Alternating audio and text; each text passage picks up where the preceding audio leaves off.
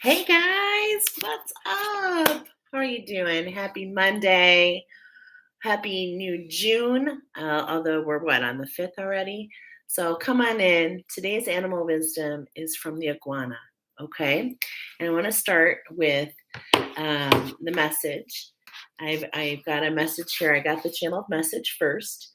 And then I was a little confused on where I was going. I had some energies that were trying to get in between. So, maybe we're all feeling a little blocked. Maybe our structure is changing a little bit, and we're kind of falling into a new way of doing things. Okay, it's kind of what I'm getting a little bit. But let's go ahead and jump into the message. The iguana has the way to do all kinds of stuff. So make sure you check out the channel. Stay here with this collective message before we jump into the pick a card. Here we go. To receive and weave is on her and actually is an honor, but it came through as on her. A labor of love, a testament of strength and condition, a rendition of care to share. Centered and balanced like a tree weaving in the wind. Rooting, begin, for there you shall see destiny's door, forevermore calling your name. No shame, no blame or disdain. Shoulder and mold her, no longer cold or hot to the touch.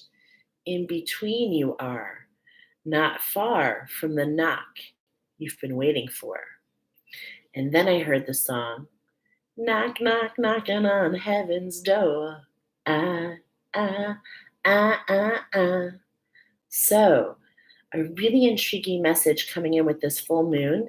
This full moon in Sagittarius. We got a lot of information about this last week, rooting in, and the message is going to continue. So we're going to talk just a little bit about. At first, when I was plugged into the message, I got the channeled message first. I wasn't aware of the animal wisdom yet. And as I plugged in, I was taken on a journey with my angels to this underwater mountain. And I was like, whoa, this is really cool. And that came up with purpose, but not for now. And then I was like, where are we going here? And I heard Galapagos Island. And then through a series of steps, I found that we're talking about the iguana. We've got 4 very special iguana coming in today. We've got the medicine wheel coming in last week. You might have heard me. Remember, I was like, America. And so the iguanas are really only found in the Americas. We are focusing on this part of the world. And the message coming in is really related to this heart awakening, because we're all in a different time and space with this awakening. And so we're going to be going into that. But before we do that, we're going to share a little bit more about a couple things that have come through today. First of all, I'm going to talk about this strawberry moon. You might remember a few months back, we talked about this pink moon. We highlighted the strawberry moon in an oracle months ago, and it's coming back again. And I was led to chat a little bit more about this cycle with the strawberry full moon, as it is a strawberry full moon, and it's been labeled like that for many moons. And it comes in on a yearly, every year at the same point in time, it changes signs, right? So when I leaned into that, I was very surprised to hear that there was an attunement combination. I did not attune to it, but instead we're attuning to the energy. And so as the strawberry plant came in, I did a little digging, and I found it very, very, very, very cool to learn a little bit about this. And this is about this energy that we're coming into. Okay, this is about where we're going. And it's kind of funny because strawberry has a flower and it blooms into a fruit. But the fruit in itself is very unique. And I never knew this. And I thought I'd share it with you. I thought it was really cool. So simple fruits, they develop from what's called an ovary, the ovary of the plant. But aggregate fruits, they do something a little bit different. And this is what a strawberry is considered, an aggregate accessory. So what does this all mean? It means that an aggregate fruit, it merges several flowers. The fleshy part is derived not from the plant's ovaries, but rather from the receptacle that holds the ovaries. So I found this a little interesting, and it kind of took me on a little journey as I was told, as I was being guided in this investigation a little bit to come back and forward it to you. Is that I was being shown how this particular strawberry flower, the flower of strawberry, is related to a crystal, as I'm being revealed in my awakening that every crystal has a coordinating plant medicine and vice versa. And this makes sense to me because in the class that I'm teaching, which by the way is starting this weekend, just in case you're interested, is that the energy that comes towards us is filtered through the crystal, okay, into our energetic system. And then the energy that leaves us is filtered by the flower medicine. And this is how that these work together. And so I was being taken to Chile, which was very interesting. Okay. And I wasn't sure where we were going. So I'm just going to share. And it's just kind of an interesting synchronicity talking about the vibration of this full moon that comes in on a yearly basis. Okay. So I found it interesting that there was a strawberry, a wild strawberry that's been grown for many times, many moons, if you will, in Chile, but it never produced a fruit.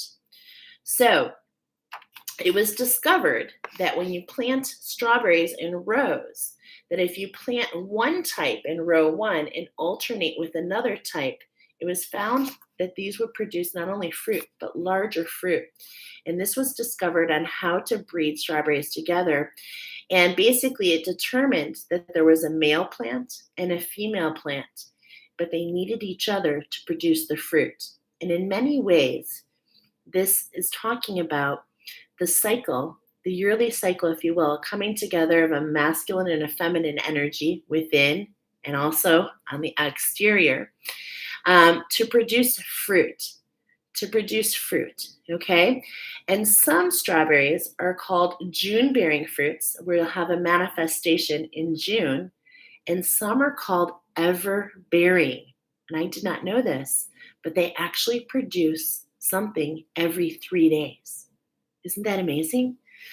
And so I also discovered that raw strawberries are 91% water. And so we've had all this water coming in. So this is just all correlation, if you will. But then I digged a little deeper and I found that the angels revealed to me that strawberry pairs with in a crystal that's called strawlite. Staurolite,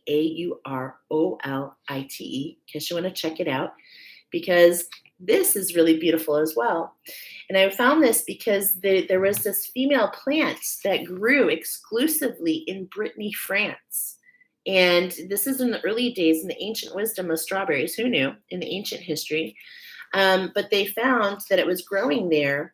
And so I looked into it, and turns out that this starlight, this crystal, is a well-formed crystal, and it's commonly twinned, and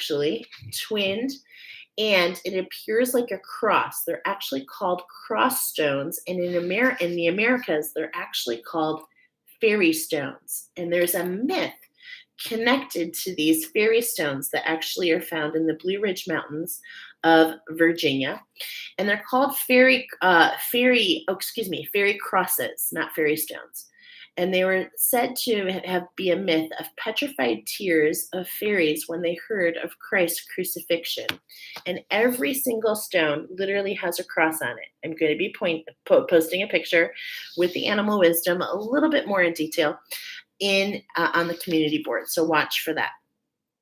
And there is a myth that those who wore this as a necklace, it would keep them or carried in their pockets, it would keep them safe from spells. It was the power of the evil eye.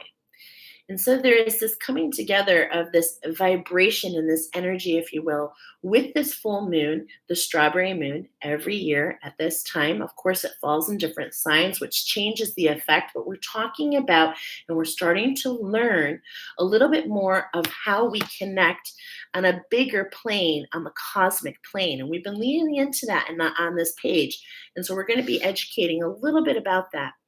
I also found it very synchronistic that I was drawn to the Venus key. Okay, so the Venus key is all about the connection of Venus and Earth. They're called actually the twinners. Okay, and in the June sky does belong to Venus. And I thought it was really interesting that Venus is actually the number one hottest planet in the system, even though Mercury is closer. There's this greenhouse effect, and it is often said that Venus is linked to Earth, that it is the higher self of the Earth, if you will. And there's a connection as well to the fallen angels of Venus. And it also is really interesting that it actually rotates in 100% opposite direction from the Earth. So, as you know, in the Earth, we rise in the east and the sun sets in the west. And in Venus, it does the opposite. It rises in the west and it sets in the east. And it is said that one day in Venus is 243 days on Earth, which is really weird because the planet orbits faster than the Earth. And get this, 1 year is 225 days, Earth days. 1 year of orbit is 225 days. So what's really weird is this conundrum that Venus, a Venetian day, is longer than its year. And so time is irrelevant, okay? But I'm bringing all this together because it all coordinates in a way just to kind of expand our consciousness and get to know and dig a little deeper, right? And to see how all things communicate. So the iguanas, they love it when it's hot and sticky. Okay, they like to bask in the sun because they're a cold blooded animal, reptile, if you will. And so they bask in the sun to bring into balance and to be able to warm their bodies. Okay, they also shed their skin. Okay, they stretch and they shed their skin and they meditate as they do so. Okay, so they meditate. They're often found meditating, basking in the sun as they shed their skin. And they have an extra eye. It's called the parietal eye, and it's at the top, and it's linked to the pineal gland. Okay, so we have all this clarity coming in to get clarity, right? And what it does is it assists them. They can't really use the function, but it does assist them into navigating and illuminating information above them. Okay. So what it does is it helps them sense light and dark, and it also allows them to sense movement. And the iguana has a very special shield over its ears. And so, with all this information coming together, what is the iguana bringing to us this week? Is that it is a special time that our intuition is heightened. And it's like we may not be able to see in the dark, but we can definitely feel our way in the dark. And more than anything, we can sense the movements and sense how that elicits a response maybe within, and we can learn if we study and slow down and bask in the sun a little bit, if you will. If we slow down and really see how our body is reacting to what's being shown, I believe that you're going to be able to tap in a little bit more than you have before. Okay, so another thing about iguanas is they don't make a sound. They bob their head. And in fact, we're getting a lot about the throat chakra this week. They're also known as seed dispersers. Okay, iguanas are. And all 45 of them, like I told you, like the bask in the sun. So what I'm calling them is solar powered. And here we are. Us humans evolving to learn to work with this our own sun, to become solar powered, to understand. And I often tell you to sit in the ray of the sun and to medicate, not to study, not to stare right into the center, but to use the ray of the sun to release information, to release energies, right? It's like we do that. We release the energies and then we call our power back. But it's like that final stage of giving it over. It's like many people, they release it into the ground, they release it into the water, they release it into fire. But what we're meant to evolve to is that we are solar beings and we release into the sun.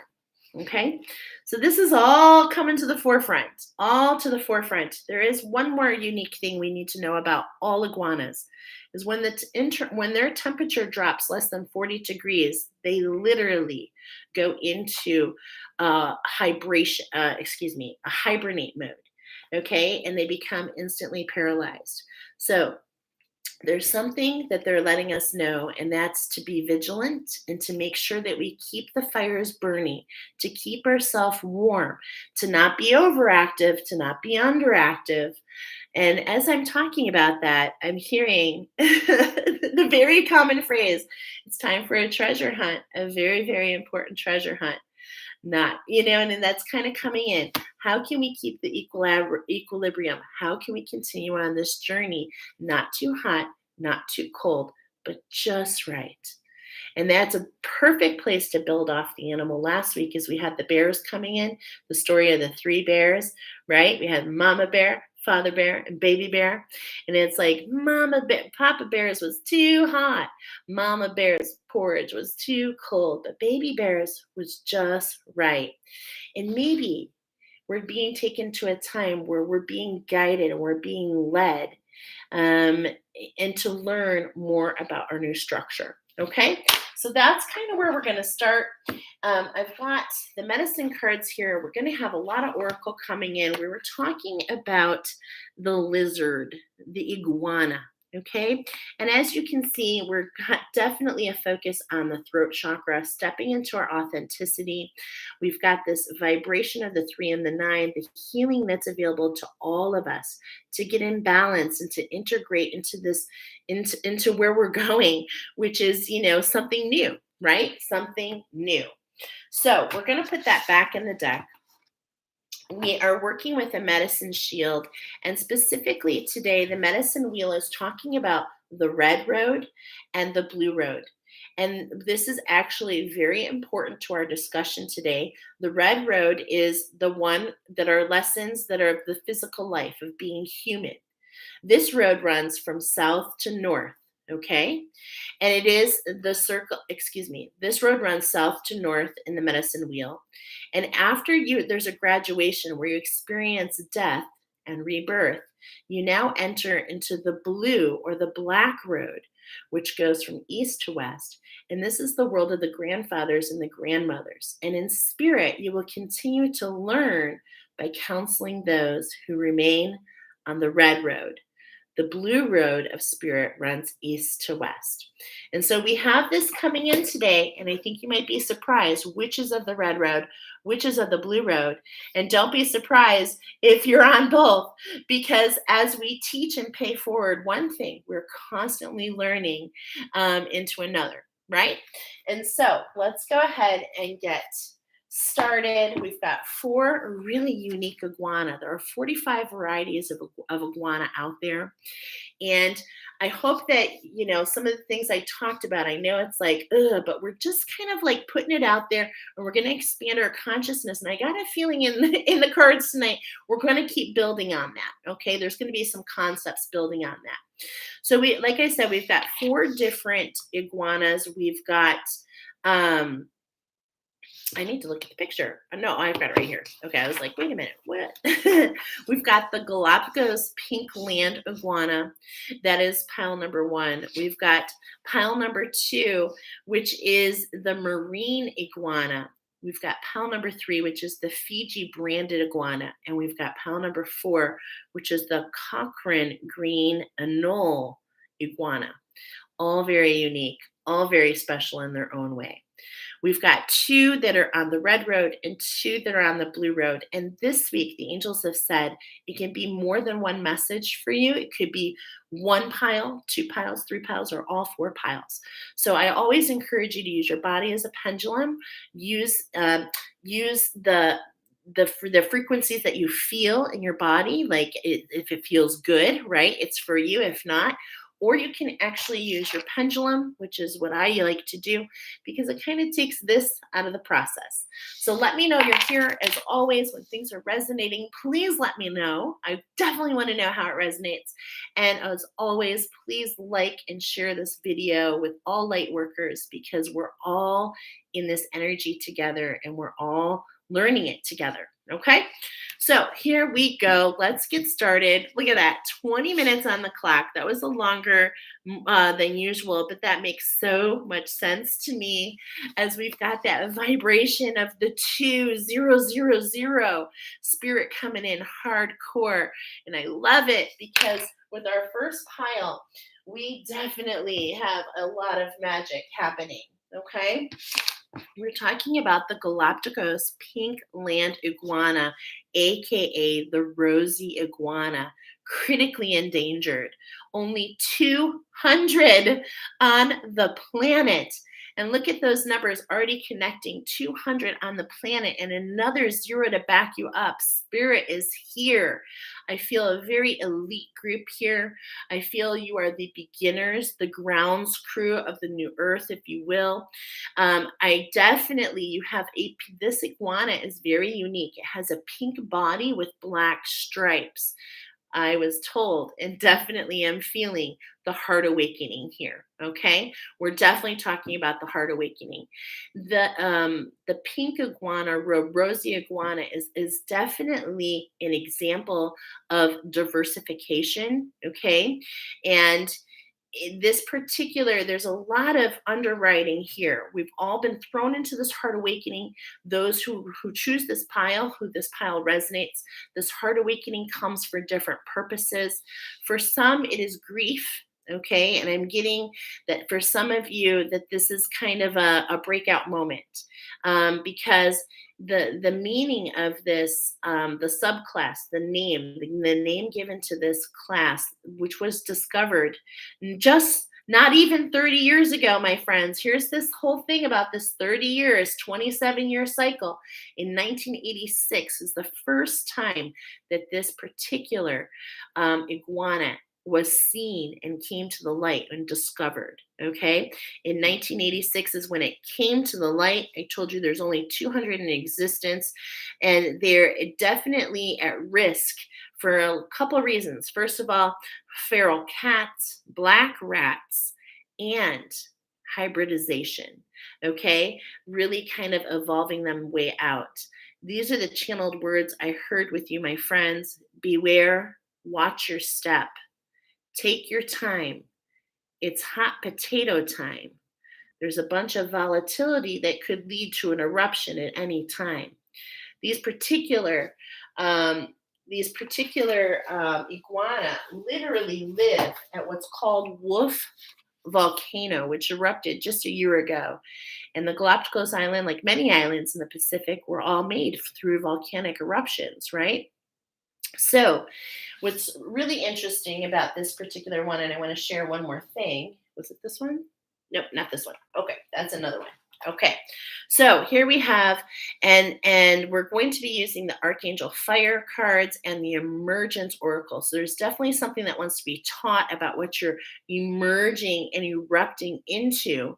Okay, number one, and the overall message for you, my friends, pile number one, is to root in abundance. Okay, is to root in the abundance. We've got a very special connection, as I do on every pile, very special connection on the oracle. So I'll be letting that guide me. And this is on the red road. So this is something that you're meant to learn and to allow yourself to be guided. We are going to get started with the archangels, and right on bottom, look at that. We're being guided. Archangel Zachiel, I pre-shuffled. This is a surprise for me too.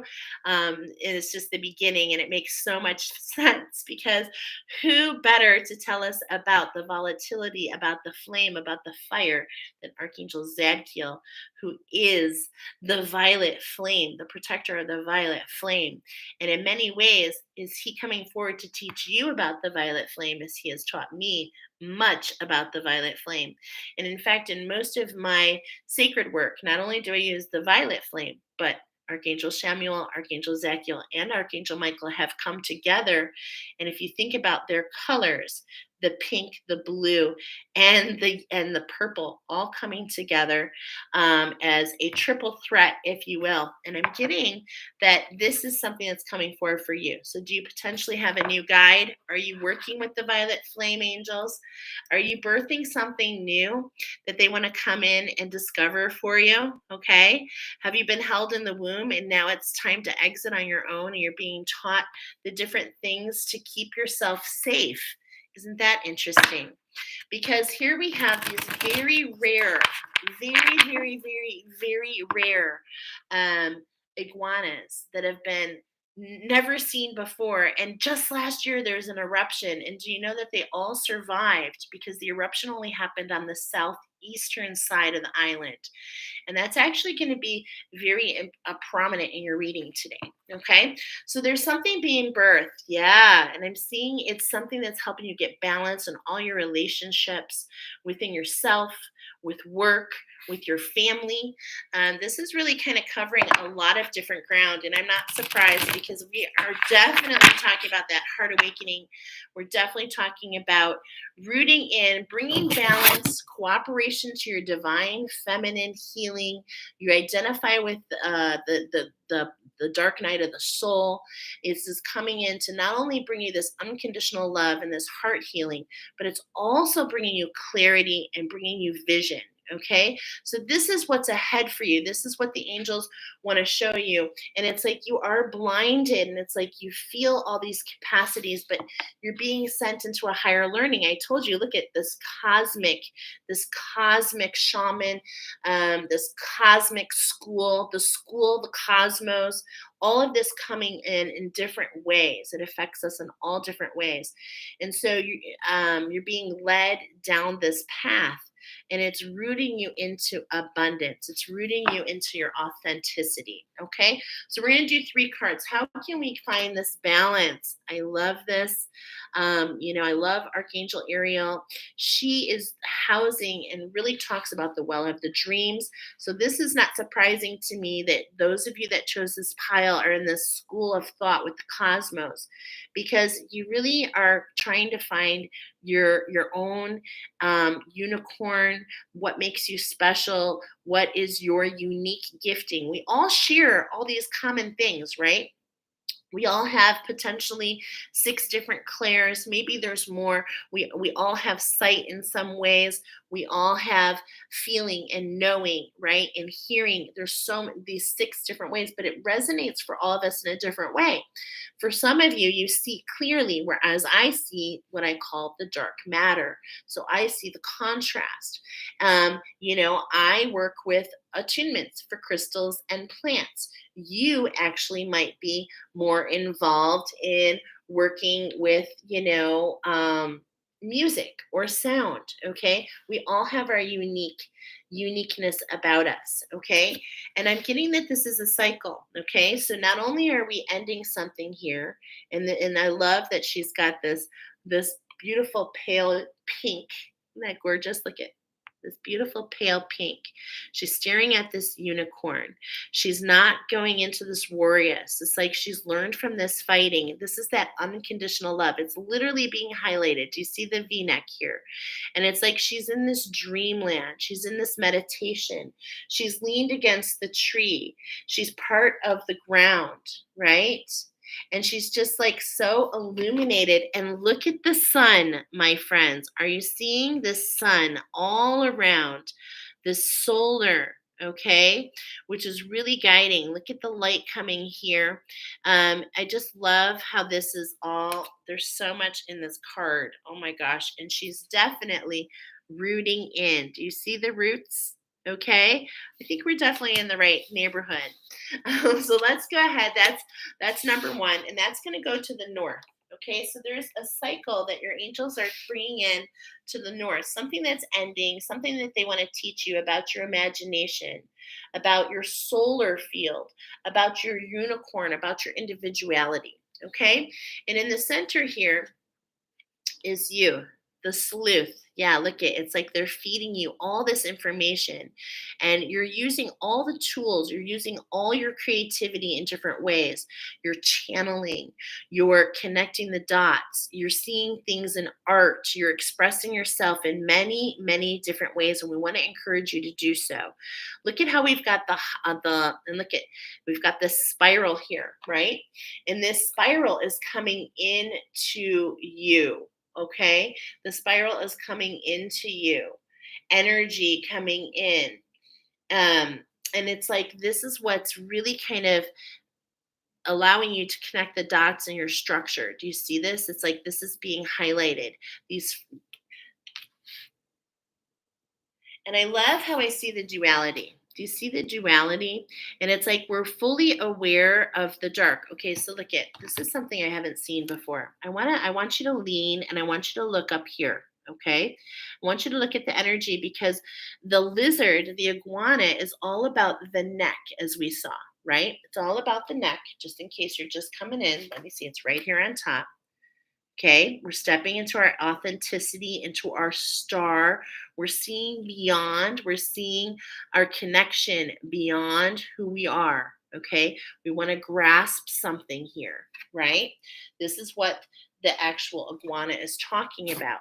And if we look up here, notice how we on the left and on the right, it's like we have this connection with this, with the darker energy. We have the darker and the light, the duality. And it's like we have see through the dark, we see through our shadows, we see through our triggers. So you see when I'm getting like me, I see the contrast in my mind's eye to the dark matter. And that's what allows me to understand. And so, could you have been brought here because you too see through the shadows? And in fact, I'm a firm believer that the shadows, when you work in cooperation with the shadow, it can actually allow you to drop into the brightest light, into the brightest insights. Okay, and this is what's being highlighted here. This is a feminine energy, and look at how we have this really. Look at the collar here. Okay, you're seeing this. It's like over on the side, the hat is tilted. It's like everything's just different on the left versus the right. I'm definitely talking to my divine feminines. It's like you're in touch, you're receiving, you're recording, and but at the same point in time, maybe we're not so sure of our actions. We're not so sure of the clarity. It's like we're being shielded here on the right from this masculine energy that's maybe keeping us from taking the right steps, right? Okay, so it's like, but at the same point in time, I'm seeing this is the red road. We're learning to really make sure that we're looking at the other way. Okay, this is how we wrap up the cycle. It's like, yes, this is what you're naturally gifted in. How can we tilt and look the other way and allow ourselves to drift and to meditate? I'm getting to meditate into that area, okay, to bask in the sun, to bask in the sun and to learn more about these relationships, these cosmic relationships, bigger picture, right? Is we are one of the all. So it's like as we're looking at these planets here on bottom, I'm seeing Libra here. Hey girl, ooh, pile one. Okay, so we're on pile one for you, girl. I'm very excited about what's coming up for us too. She's getting into the Rainbow Bridge program. So, but it's like we all have a piece of Venus. We all have a piece of Jupiter. We all have a piece of the Earth. We're all part of these sacred structures. And as we ascend, and as we learn and as we see this clam, I'm seeing a clam here as the pearl, which is us, as we renew ourselves and we renew the irritants that come in, the shadows, if you will, right? As we renew those, it's the pearl, it's the queen's jewelry, it's the backstage pass, it's the understanding of the bigger portions of who we are, the stars. We are made of everything, right? Okay, so let's go ahead and see. And it's like, here we go. Here we've got another vibration. Okay, so first we've got Archangel Samuel letting us know it's time to wrap this up and step into our imagination, to step beyond what we've always done It's like there's this structure, and it's like you're the lioness. You've called your power back. You know how to run in the pride. You know how to take care of the kids. You see what I mean? It's like you know how to work with others. Now it's time to understand your individuality. It's time to understand your individuality. And this is going to be a little bit of a mystery, but it's going to be presented to you. It's definitely going to be presented to you. I want to read about this. This is coming up in the third position. You want to be loyal to yourself, is what I'm hearing here.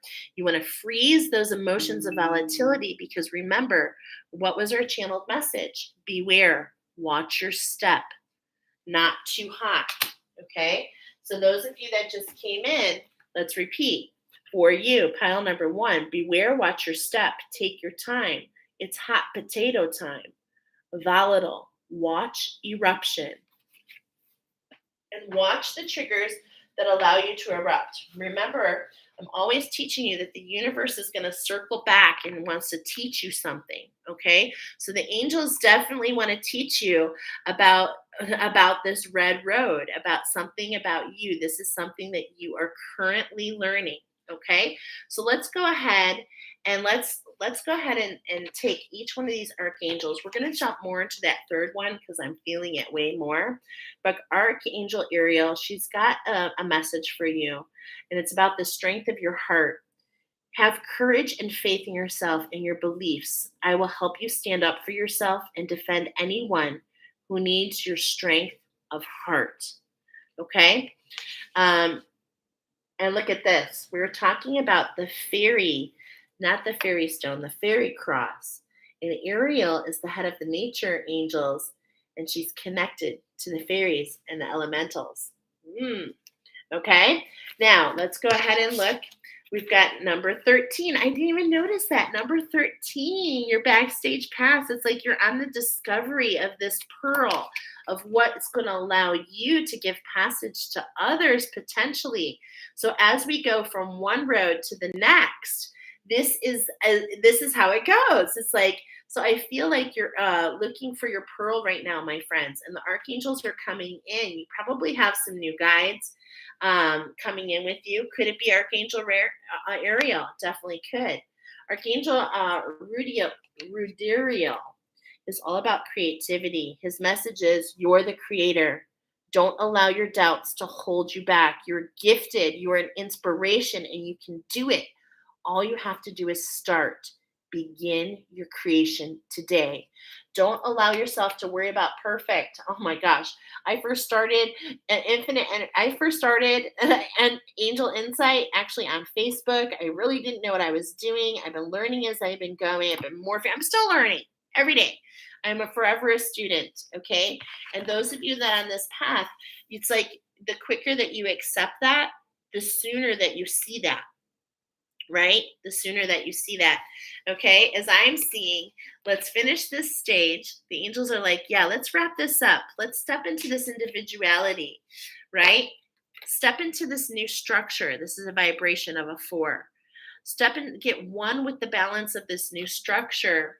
So why? So that you can collaborate with this structure, so that you can freeze the emotions that are not meant for you, so that you can step into wish fulfillment. We're going to read more about Archangel Jeremiel, number 24. He's got a vibration of a 3. And look at that, the 3 and the 6.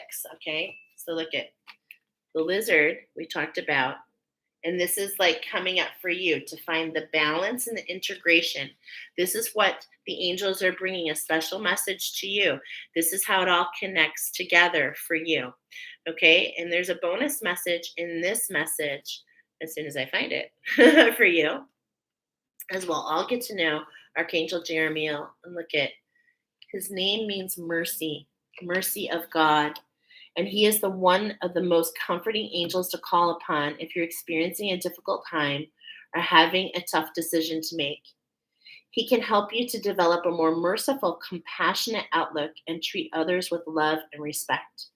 In this card, Jeremiel is portrayed as an Inuit elder, like the mysterious northern lights above Greenland. His flame and color are deep purple, which is the color of profound spiritual expansion.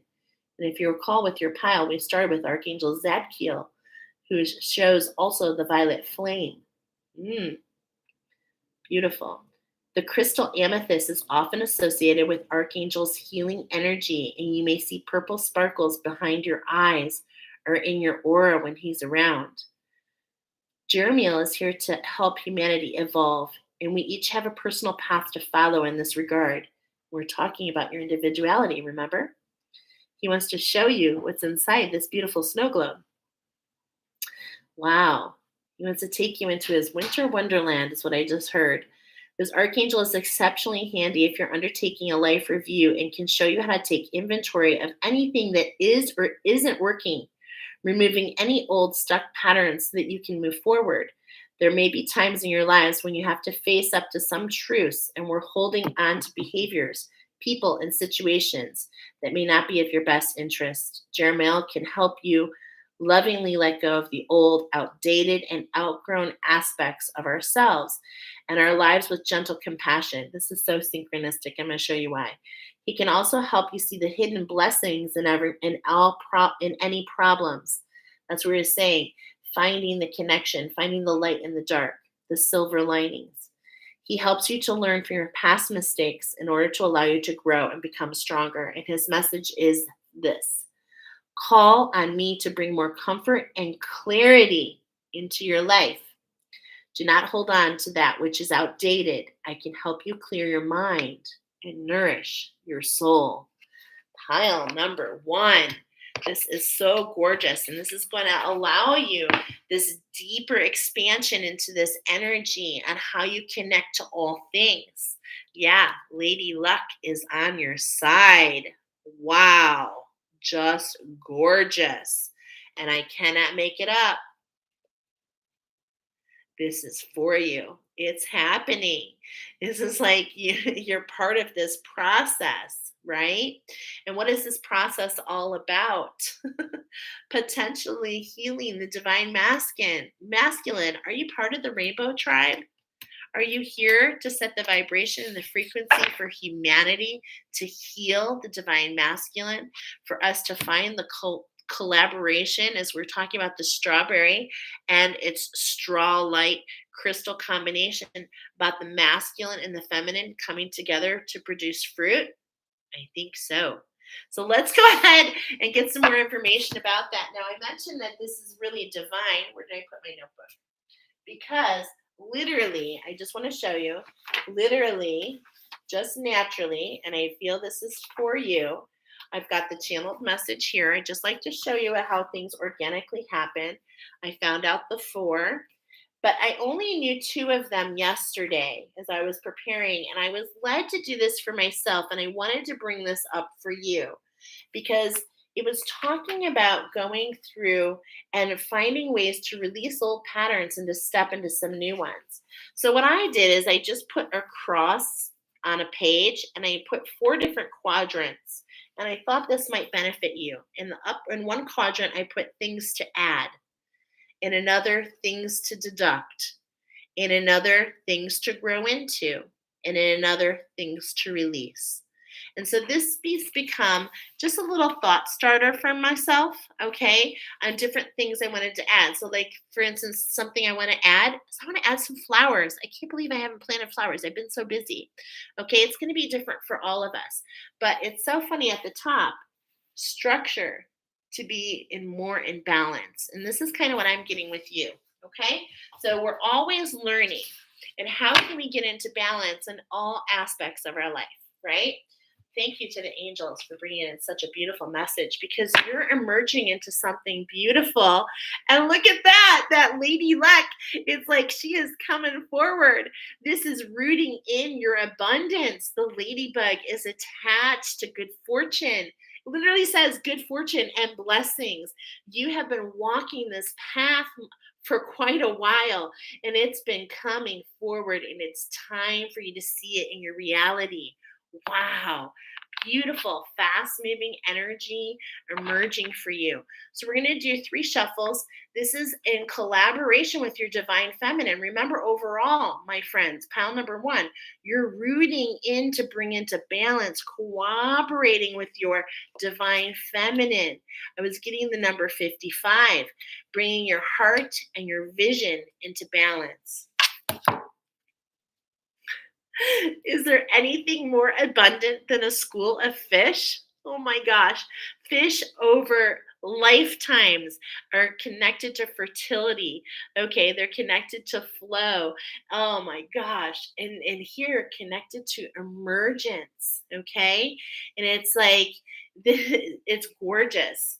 It's like look at from the bottom up. It's like you have worked from the bottom up. And now it's time to really find some balance here. Okay. All right. So speaking of, we're going to be doing 2 cards here. Okay. The Jaguar Spirit, self-worthy, integrity.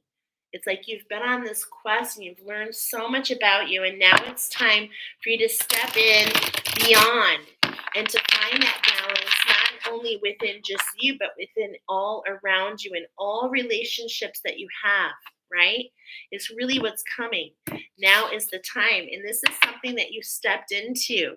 My barreled owls. Has this been following you around? Okay. Has this card been following you around? Are you listening? Are you seeing the connection these last couple weeks? Are you seeing how you're one half to a whole, and how if we can be centered and have vision, we can release ourselves from the patterns and the prisons that oftentimes we've become accustomed to, and many times we don't even see. So, how can we take more time, pile number 1, to pull back and really observe our behavior? Okay. And I'm doing this myself. I feel this pile is for me. I have caught myself, truth be told, I've caught myself 3 times in the last 24 hours about ready to kind of lose it. Okay. Like, I, I'm being vulnerable and I'm being truthful. I am very even keeled. I worked from my heart my entire life, but I do get frustrated. And why is this? Because there's a pattern where I give to others and then I feel like that it's not reciprocated. Okay, to be honest. And this keeps coming off like an onion in many different ways. In the last 24 hours, I've caught myself. And it's like I'm retraining and I'm recoding. This is what I'm learning. We're always learning to evolve. I'm being patient with myself. I'm giving myself, and I'm listening more than anything. Okay. So it's interesting that if you choose, you can look at your own behavior and it's like not judge yourself. It's like we just try better every day. We learn more about it every day. Okay. And much of these habits, for myself and for others, is these are things that are sometimes carried and it can be confusing, but these are ingrained, these are learned. Sometimes they're even deeper and connected to ancestral past lives. So really be open and allow yourself to not judge. Okay. It's like, but you can always. This is what the Barrett Owl wants to say. It's like maybe we feel that it's like we're only half, but it's like you cannot allow the behaviors of other to change who you are, who you are. Okay? Beautiful. Oh my gosh. There's that peacock energy. It wants to be with you. It wants to lose a feather to bring in the new vibration. I often tell you this. It's definitely true. You can research it. That peacocks they actually literally have crystals on their feathers. So and they lose their feathers every year, and it's like lose that, release so that you can allow the new vibration to emerge. This is for you. This is your prosperity. This deck is a very very special because it's one of my friends and we were led together in this class literally called prosperity. We literally chatted about the peacock and what it meant. And so that's why I can really read her cards in a lot of ways, okay? Because it really means this. This is the structure that's emerging for you, okay? This is what's coming in. self expression and prosperity are for you. And it's like, as I see this in the position to the west, what do we need to let go of? Is we need to allow, this is this new moon, we need to let go of what was so we can allow the new to come in. Okay. So we have and this new moon is coming in for you for purpose. How can we take this time over this full moon to the next new moon? How can we take this time to release what was and step into new habits? And how can we emerge into that?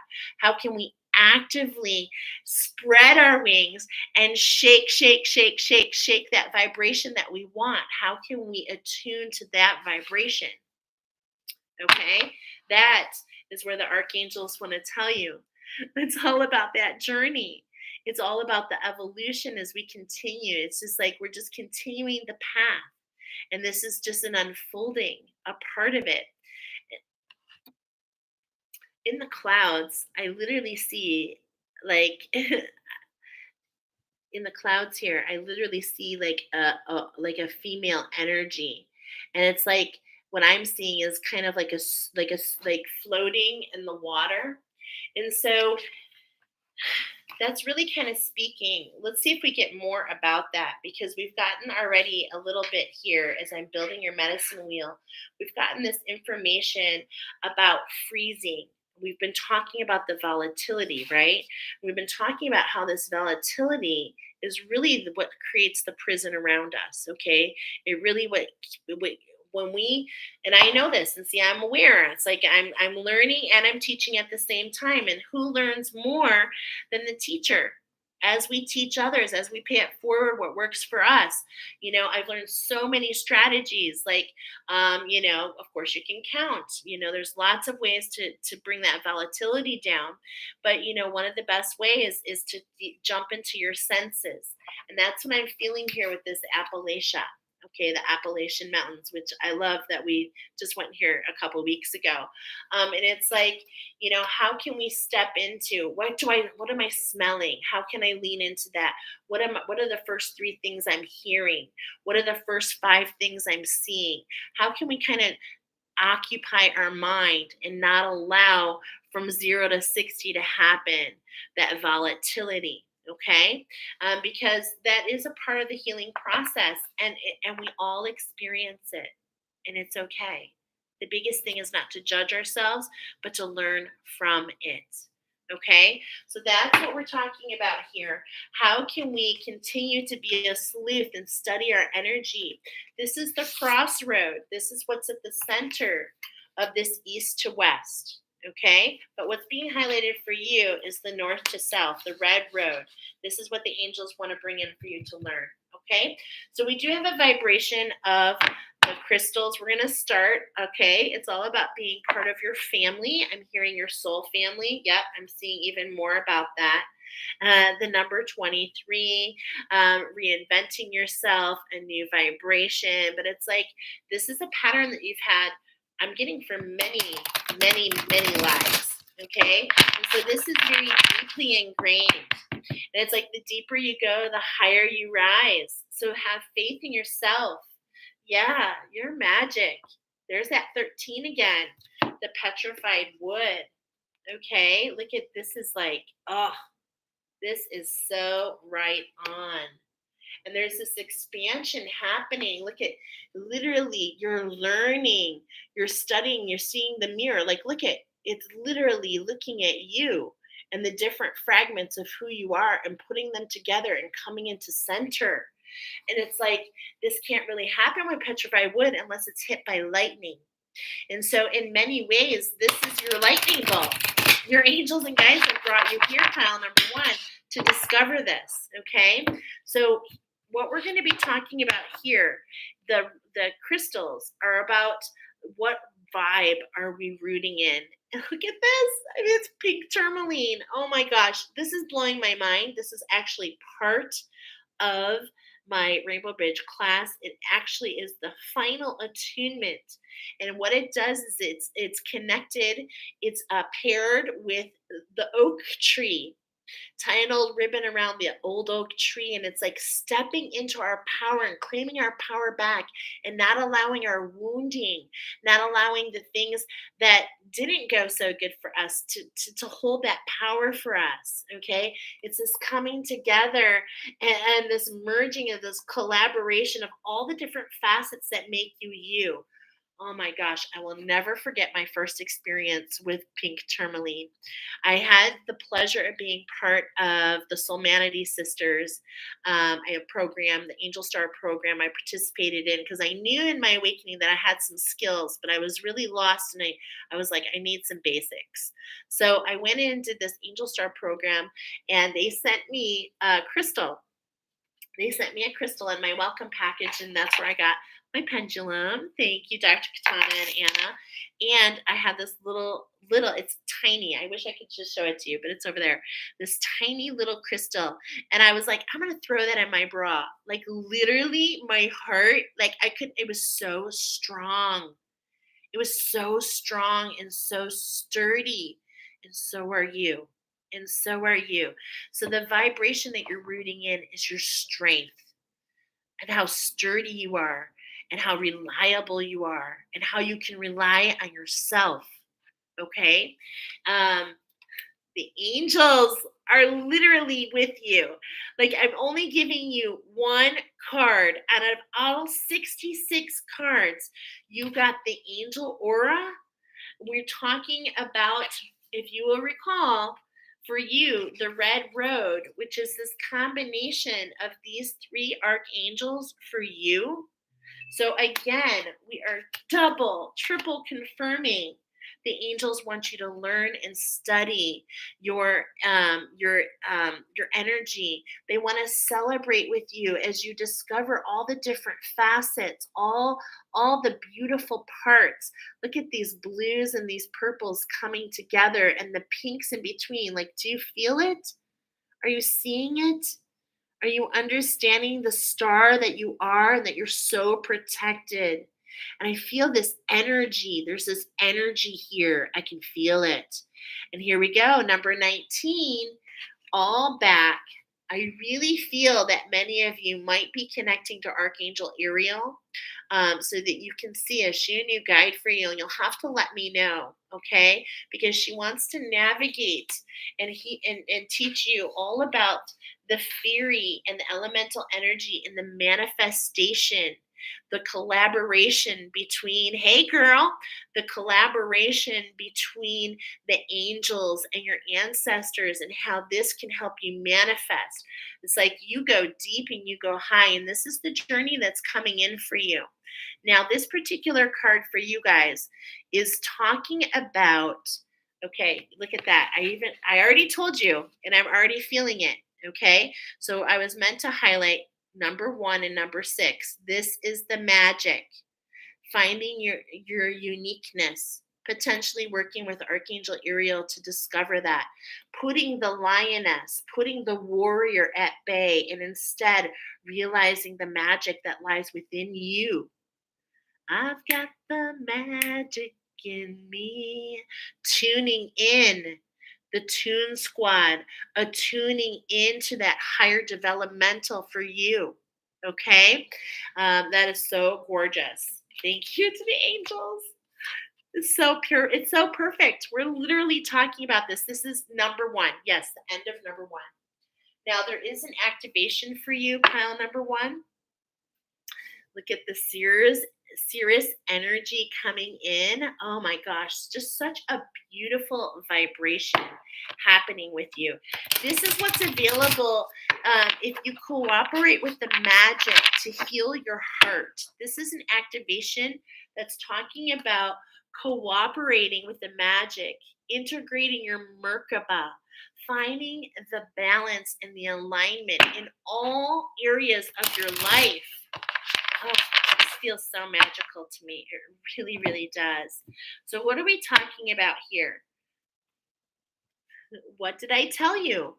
Third eye activation. I told you at the very beginning, this is all about your heart and your vision, which is housed in your third eye, seeing through your heart, This is the portal that's in front of you, the activation that's in front of you. Brow chakra, inner vision, clear seeing, a new day, a new dawn. And it's like you've gone full circle. Okay, this is why the angels are coming forward. This is the activation in front of you. Well, it's telling us about the activation, about the expansion of your vision. Okay, wow, I've got full blown goosebumps. I've been showing this card. I feel it. You are oh my gosh, this is so gorgeous. I knew I could feel this message. Those of you that chose this pile, you are part of this crew, this grounds crew that's in this alignment of pulling the masculine and feminine together. And it's like we've overcome one part and we're racing up this other to bring into balance, the stellar gateway, which is what? The number 13th chakra. Oh my God. Okay. What is being highlighted? Number 13. It's you studying your energy. It's you learning through your triggers. It's you looking in the mirror and saying, how can I learn from this? Not why me, not why is this happening to me? Why is this? Where am I going because of this? This has been a lot of my life journey and a lot that I've learned, which, I just want to pay forward, which is why I show up in service because I don't want anyone to ever feel alone. I felt alone myself. But some of these energies we carry with us, some of us are ancestral healers.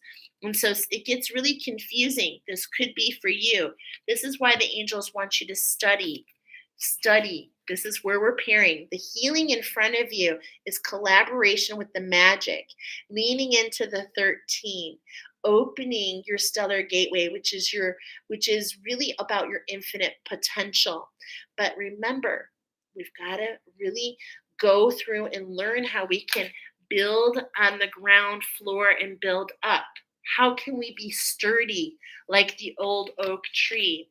I keep hearing, tie an old ribbon around the old oak tree, that yellow ribbon. And that story is all about this coming together of a couple separated by war. And so it's just like, in many ways, this is happening within you, a coming together within you, but it's also a coming together of everything around you. Because as you, the angels will teach you, this is an inside journey. You can only go within to change everything around you. Okay? Just gorgeous. So let's go ahead and remind those of you that haven't seen this. We literally just talked about this activation recently, but maybe you didn't see that. Maybe this is a connection. I can't even remember the oracle. We've had so much coming in, right? But this is definitely in this last month. Since that last new moon, and as I'm looking at the road on the west, this last new moon, okay? And this is what's coming in for you. So I want to remind you the stellar gateway is the 13th chakra. It's about 12 to 24 feet above your head. Okay. And I also want to remind you that this is an energetic portal beyond time and space. This is how you connect with the cosmos, my friends. And when you connect, you come into alignment with all aspects of your soul's journey, including your part of the cosmos. You see, what was I telling you? Okay, so you can connect with this. Like I said, it's like beyond time and space, but you can connect with your infinite potential by going within, by taking deep breaths and really focusing and meditating on yourself. Imagine your breath is taking you in and out to connect with your infinite potential held within the stars. And then you can affirm and say, it is my purest intention to connect with heaven on earth, to create heaven on earth. And these are the experiences that the angels want to bring to you. They say, it's time. You've learned. It's time to step into this new cycle. Here's your message. Know that all energies you connect with are carried up to your stellar gateway. And if they are aligned and with the intentions if they are aligned with the intentions of that your soul had before you incarnated, opportunities will come your way. You can live a life that is aligned with your highest intentions and with the highest heavens. And so it's like we made this decision. If you've ever seen the movie Soul, it's like we made this decision of what we wanted to concentrate and how we wanted to evolve before we came here. And when you align to this pathway, my friends, it's like magic. It's rooting in that abundance and that prosperity. So let's go ahead and see who's our ally, okay? Who's our ally on this particular part of the journey, all right? Because we're never alone. The power of the all is here. We've had the crystals, we've got the cosmos with their activation. And I cut to the wolf. I told you, why is this like, if you don't remember, it's okay. But the pink iguana is only of 200 iguanas in the world. And where are they found, my friend? All 200 are found on Wolf Volcano in the Galapagos Island. The message is about the integration, to be one with this shift. You've been calling out for this, and it's like this is the star within you. This is the healing that's available. Let your angels guide you. Find the mirror within, find the balance. It's all right there. It's all right there for you, my friends. Beautiful. I got goosebumps. And it's like you've got to be aggressive.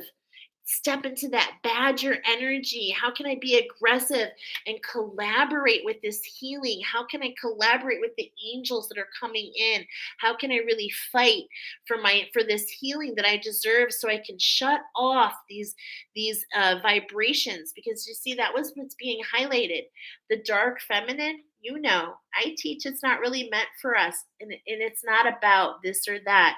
It's about overcoming so that you can teach others. Okay? It's like, look at, close off the fight, the arrowhead. We're not shooting arrows. Okay? We're not fighting. We're discovering. We're discovering. We're not fighting for who we are. We're discovering who we truly are. There's a difference there. Okay? Your ally wants to tell you about the magic, about how you can burrow in, about how you can recode those subconscious scripts. And this is why the angels have come forward. It's in your bones, baby. This was meant for you. It's in your cellular makeup. Keep your ears open. Dig into the ground. Grounding is very fox. They burrow. Okay, they burrow, and they keep, and they're diggers, and so are you. Keep digging, but at the same point in time, stay centered, knowing that nothing is against you, but it's all for you. So your ally, this is so gorgeous, is the crow, is the 24. Now look at that. Okay. Pop goes the weasel. I did not know I grabbed 2 cards. Okay. Wow. Hey, what's up? And my sign fell. Hello. I love that. Okay. So we've got something going on here. Now, first of all, Pop goes the weasel. How are we unveiling this mask? Okay, look at you guys. This symbol. Do you see the inversion? Okay, there's a surprise right in front of you, but you've got to discover it. You've got to see the mirror, and it's coming through your shadow self, my friends. And so that's what's very interesting is it's coming in a way that you don't expect. It's coming through the volatility. How can you look in the mirror? How can you look in the mirror and stop it in its tracks? It's a surprise, but how can you show the universe that you're learning? Okay, I want to read this, the crow, for you. And look at this. You guys, I cannot make this up. These are both a number 6. Okay? And it's like, okay, the twin within. This is what's coming up. The twin within. Pop goes the weasel. How can you choose who you want to be? The star is in the middle, making the choice, ending one and stepping into another. Okay? So how can we use these triggers? How can we use this trigger? And how can we collaborate with this structure? How can we collaborate with this structure that's emerged to really discover who we are? Okay. So the crow is all about law. And we were talking about on bottom the Libra energy, the balance, the judgment, potentially against ourselves, potentially feeling judged from others. How can we renew ourselves and develop the pearl out of ourselves so that we can continue to get the backstage pass to the higher vibration, right? Beautiful. Crow, are you cawing so I may know the secrets of balance within my soul? Or are you sending your sacred caw just to remind me of universal laws? Crow can bend the laws of physical universe and shapeshift, and so can you. But are you doing it in a way that honors yourself? That's what the angels want to know. Are you doing it in a way that honors your individuality? Are you doing it in a way that honors your sacredness? These are questions that you can ask yourself. Okay. Um, let's see, there's lots to read here, but shape shift that old reality and become your future shelf, your future shelf. Hmm. At first started about talking about the underwater mountains. Can you potentially rise in that emotion? Oh, this is really feeling like something. Can you learn and discover about yourself to reach the pinnacle in the undercurrent, in the undertow, to change how the emotions come in? Ooh, pile number one. I think it is really amazing what you could do. And in fact, if you kept your heart open and unconditional without judgment for yourself and others, I think you would absolutely amaze yourself what you're capable of. So I'm just wishing you, and I'm not wishing you actually anything but to step into your own authenticity. What I wanted to say more than anything is I can't wait to see what you're going to bring into this world because I feel it's going to be something to help all of humanity. I really do. So this is just so awesome. The biggest thing that's coming in here is to watch for something that makes you feel upside down.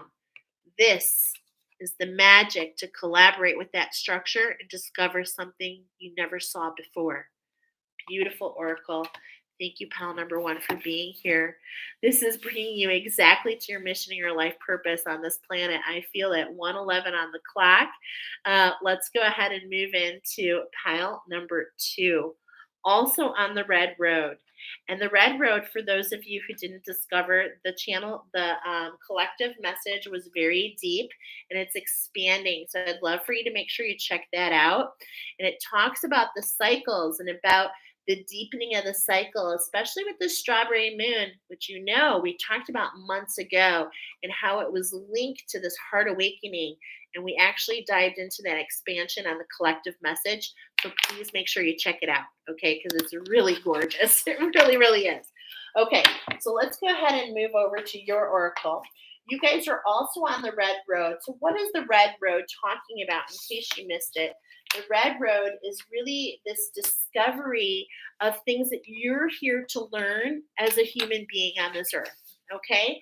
Because we're all the time learning, but you can have more than one pile. So not only are you learning something, but most likely you are paying it forward. Okay, so, ooh, that's right. Okay, we are talking today about one of the most unique iguana on the planet. And in fact, it is the only one that can swim deep into the big blue is what I heard. Deep into the big blue. We're talking here about, let me grab my book. It's the marine. I know it's the marine iguana. I keep putting my book down. Here it is. I've got so much oracle here. Okay. 11 oracles. So this is an alignment for us all. We're all aligning in different ways, and that's why there's an activation at hand for each of us. And for many of you, it can be multiple activations. We've got the divine coming in. We've also got the Wildwood Tarot. It seems to me that there are some knots that you want to untie so that you can ground more effectively and expand your connection to the universe. Okay, so let's go ahead and see what this is all about. We're talking about the marine iguana, aka the sea iguana, and the saltwater iguana. And I actually was getting a message about if you start to feel overwhelmed to take salt baths, or maybe this is something that you already resonate with, and this is just another confirmation that you're in the right place. Okay. So these particular marine iguana are also only found in the Galapagos Islands, which is in Ecuador. We're featuring on the Americas. Okay, so this is really getting a lot of information about the higher heart being in the Americas. All about this unconditional love. When I'm talking about that, I'm talking about the world chakras. This is coming together, this discovery that the world chakras are not exactly what people think they are, or that they have evolved, okay, which could be both. Um, so basically, what's unique about this particular one is they actually eat algae from the sea. So they dive deep into the sea. They can swim deep, about 30 feet down. They can hold their breath about 30 minutes. They are considered threatened, and guess what? Most they're threatened by is oil spills. And yeah, if you got into, I think it was pile number 4 last week, double confirmation about everything connected to those oracles, because wasn't it unique last week that I had that one with the oil spill, the dawn coming in? I think it was pile number 4. So just saying, there's a connection there. Their specific name is actually related to crested. It means crested. It was Christos, and it means crested. It means rise to the top. So there is this feeling of something that has risen from the emotions, which has allowed you to crest and to not go so deep. Okay, so it's really something that you have learned. Okay, um, and let's see. This is what was really interesting. We've got the color gold coming in, and we're talking about rooting in alchemy, my friends. Yes, alchemy is your word. And we had this really specific energy come in. But first of all, it's important to know that this particular um, iguana, the only one that swims deep. There are a couple other iguanas that can fall in the water and make it to the side, but this is the one that literally swims. It spends its whole life at the marine side, okay? And it diverged about 8 to 10 million years ago. And so what that means is on the Galapagos Island, what's very interesting is that island is not even close to that age. So it is believed that this particular iguana actually survived from the parts that were submerged below. And could it be why this is why they're crested, that they rose to the top and found new life on the Galapagos Islands?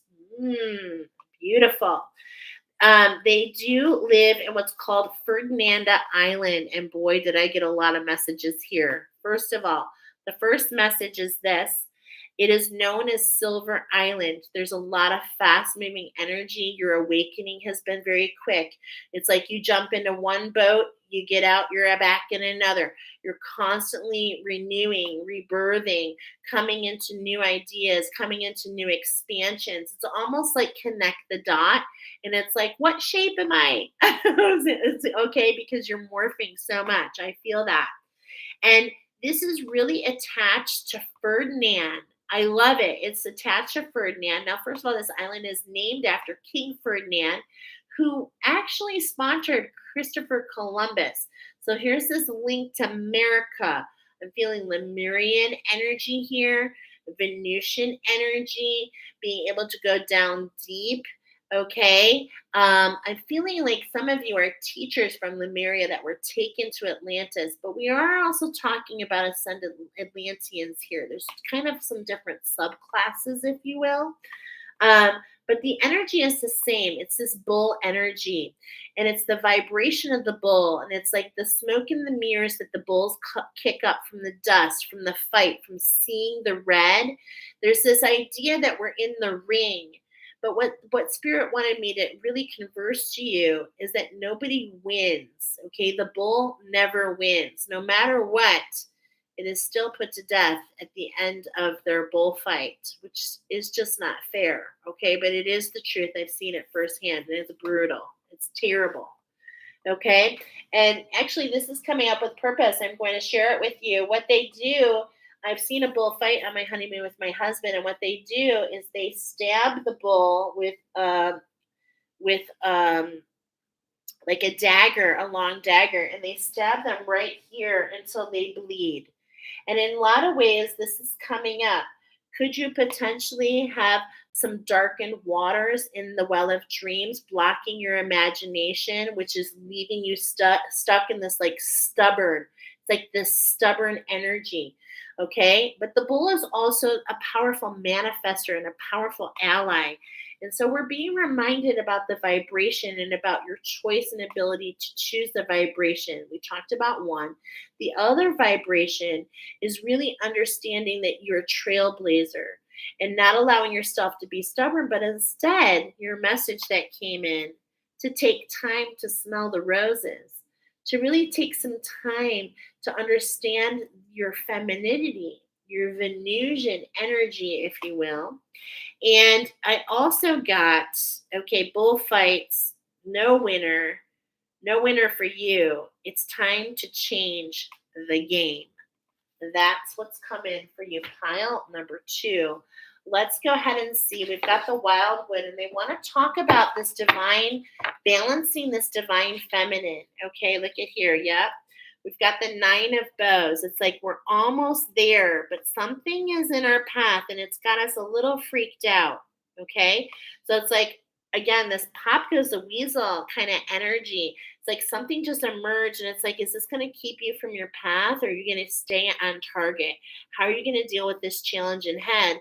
Because it's super close to being able to wrap this up. Okay, so we're going to do 3 shuffles. Yep. Oh my God. Come on. Oh my goodness. And is the Taurus, now this is a full moon, but as I'm saying that, I'm hearing the opposite Venus. In the beginning of I talked about some expansion about Venus, okay, and its connection to the earth, and how we can learn more about that in this strawberry moon, how we can learn more about the vibration of the bull, how we can allow the rebirth and allow vibrations to fly away that weren't for us as we climb out of the water. Whoa, so beautiful what's coming in here. The moon on the water. And how is the moon reflecting within you? How are you allowing this? This seems connected to that number 9. It is this reflection and these emotions that we're literally still in right now in this full moon.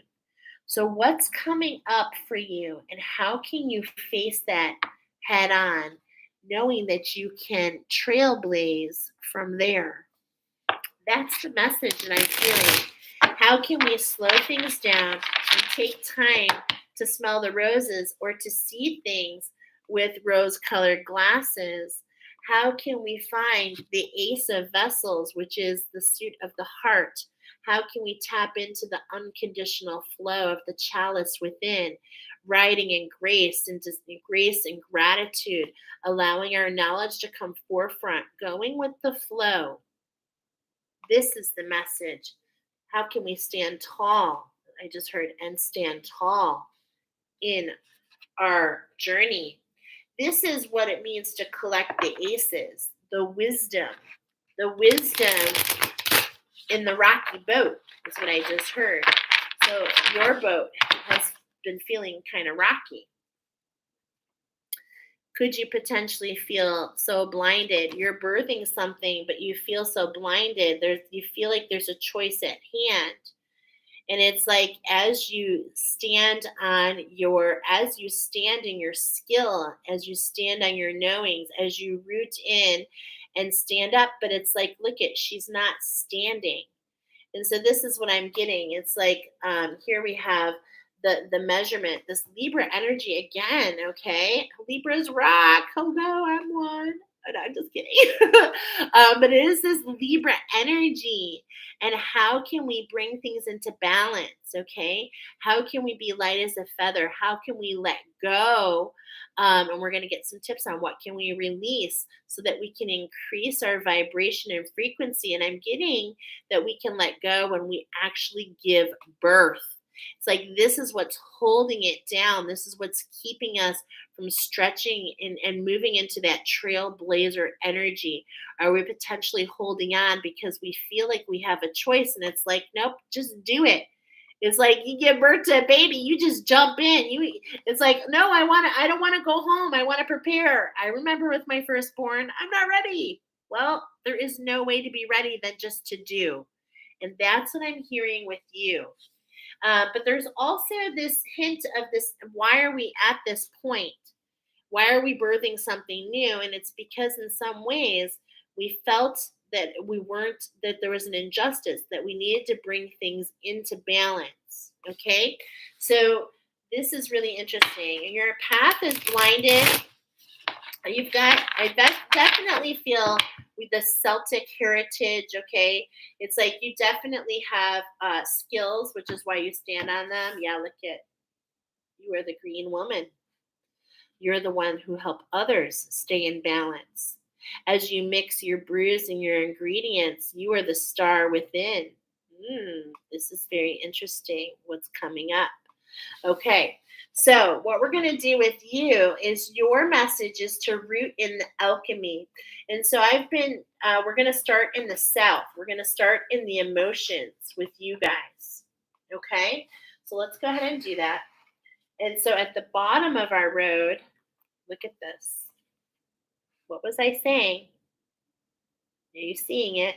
This is her. You're a healer, a shaman, definitely. A healer or a shaman. You bring others into balance.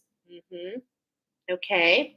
You, the Seven of Stones, that's the magic. You're a healer. If you don't already know this, I'm sure you do. If you don't know this, you're emerging into this structure. Okay. And this is what's come. Now, what's really interesting is I said it's the emotions, okay? But it's like we're carving out this structure to heal. And I'm seeing what I'm seeing at this point for many of you, it's to heal you within you.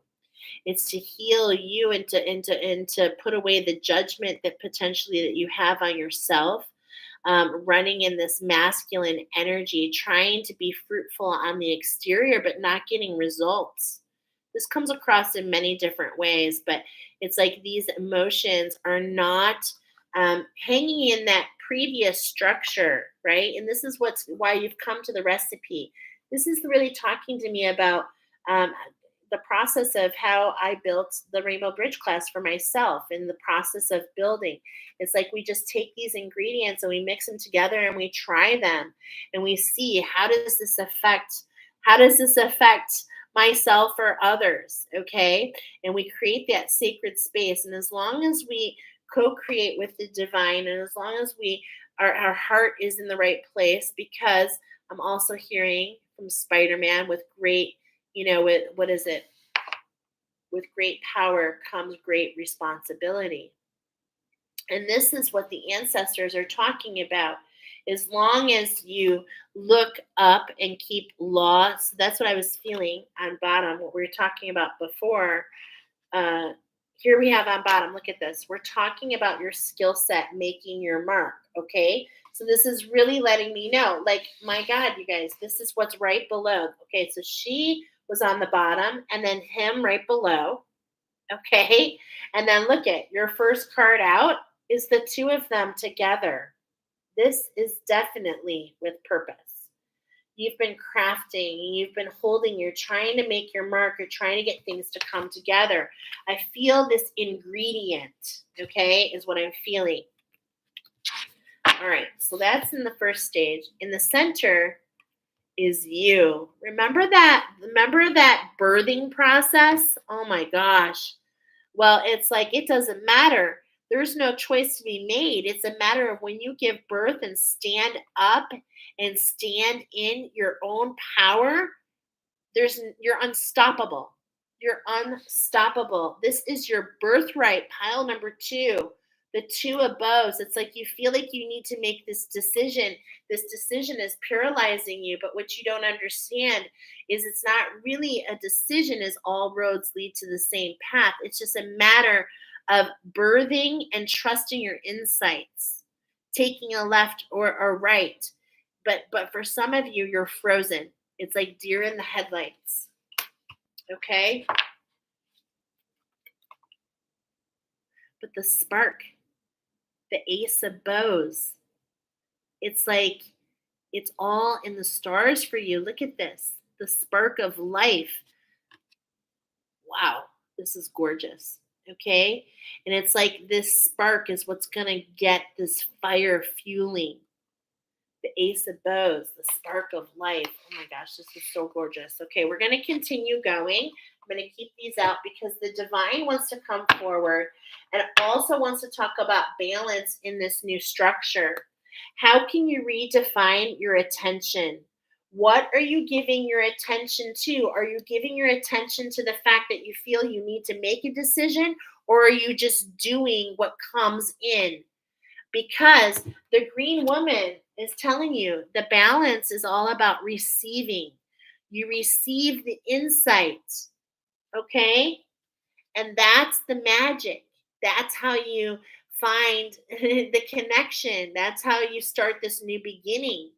Is you get the insight and then you put it into action. And maybe you're so attached to your how you want to make your mark. You're so attached maybe to how and this is not a judgment, okay? It's not judgment. We all have attachments, but maybe you're really attached because you have a certain lifestyle that you want to have, or maybe it's attached to being able, like I know for me, like I want to expand on my income so that I can take care of my family. Okay. So there's this attachment, but is that what guides us? And that's why we remain frozen? Or do we receive the insight and go with it? Even. So it's all about what do you give attention to? Okay. Choose your friends wisely on the other side. That seems very appropriate. So potentially, maybe there's some indecision. Okay. I'm not sure, but maybe there's other chatters, other voices getting involved. How can you let go of what others think and just enjoy and be in the space of you? How can you just connect? Look at, I'm seeing this as balance. How can you go to the highest of heights by finding balance within yourself, by letting go of those attachments, letting go of it having meaning, letting go potentially, hey guys, letting go of what this means for you. Okay. And this is really hard to do because we're so trained to have these goals. I mean, God, I know. And it's like I learned so much about myself by having goals. And now it's like I am trying to let go so that it can be open, because in a lot of ways, we have to find this way. And this is what I'm getting here with you. It's like, oh, I wanted this for myself, but my heart is here. But it's like there's no wrong way, pile number 2. There's no wrong way. You have the ability, and I'm getting 2 worlds. You are the only iguana that can explore the water and the land. You're the only one. The power of that alone. And it's like, how can we open our heart and allow the passion to guide our next step? Knowing that as long as we stand in our passion, we are unstoppable. Oh, I feel it. It's like you just need this spark and then the fire's going to rage. I can feel it. Oh my goodness. I really can. So, how can we let go and enjoy, right? How can we be of service? How can we take it off of us and step in front of others? How can we allow ourselves to not be so stuck in what we're creating, but how can we be of service to others? How can we create this sacred sanctuary there? And what can develop there is these epiphany moments, this literal spark of life. Okay? This is the road coming for you, my friends. The north to the south. This is what you're meant to learn. Is the spark of life. And I'm seeing here the spark of life, the ace, the two of bows, the decision. Look at this. It's 1, 2, 3, my friends. Oh my goodness. It's 1, 2, 3, but this is what's difficult for you is you're going backwards. 3, 2, 1. So it's a test of the universe for you to learn, to put your perception, to take your perception off you and to put it on others so that you can 3, 2, 1, blast off. Oh, wow. Gorgeous. Thank you to the divine and the ancestors for bringing this message forward for you guys. Okay, card number 4. What's this? How can we reassess?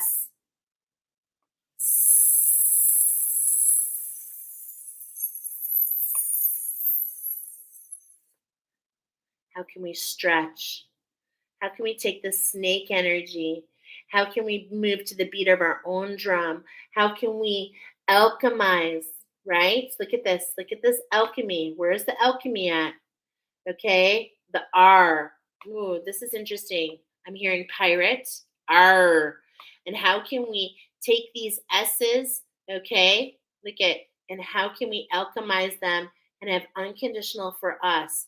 These snakes, okay, the snakes, the hydra, the things that swim in the water. We're going down to explore and to see that maybe what we think are snakes, those fears that hold us back, that are in our sacred waters, maybe if we go explore my marine iguana, you will find that they are illusionary.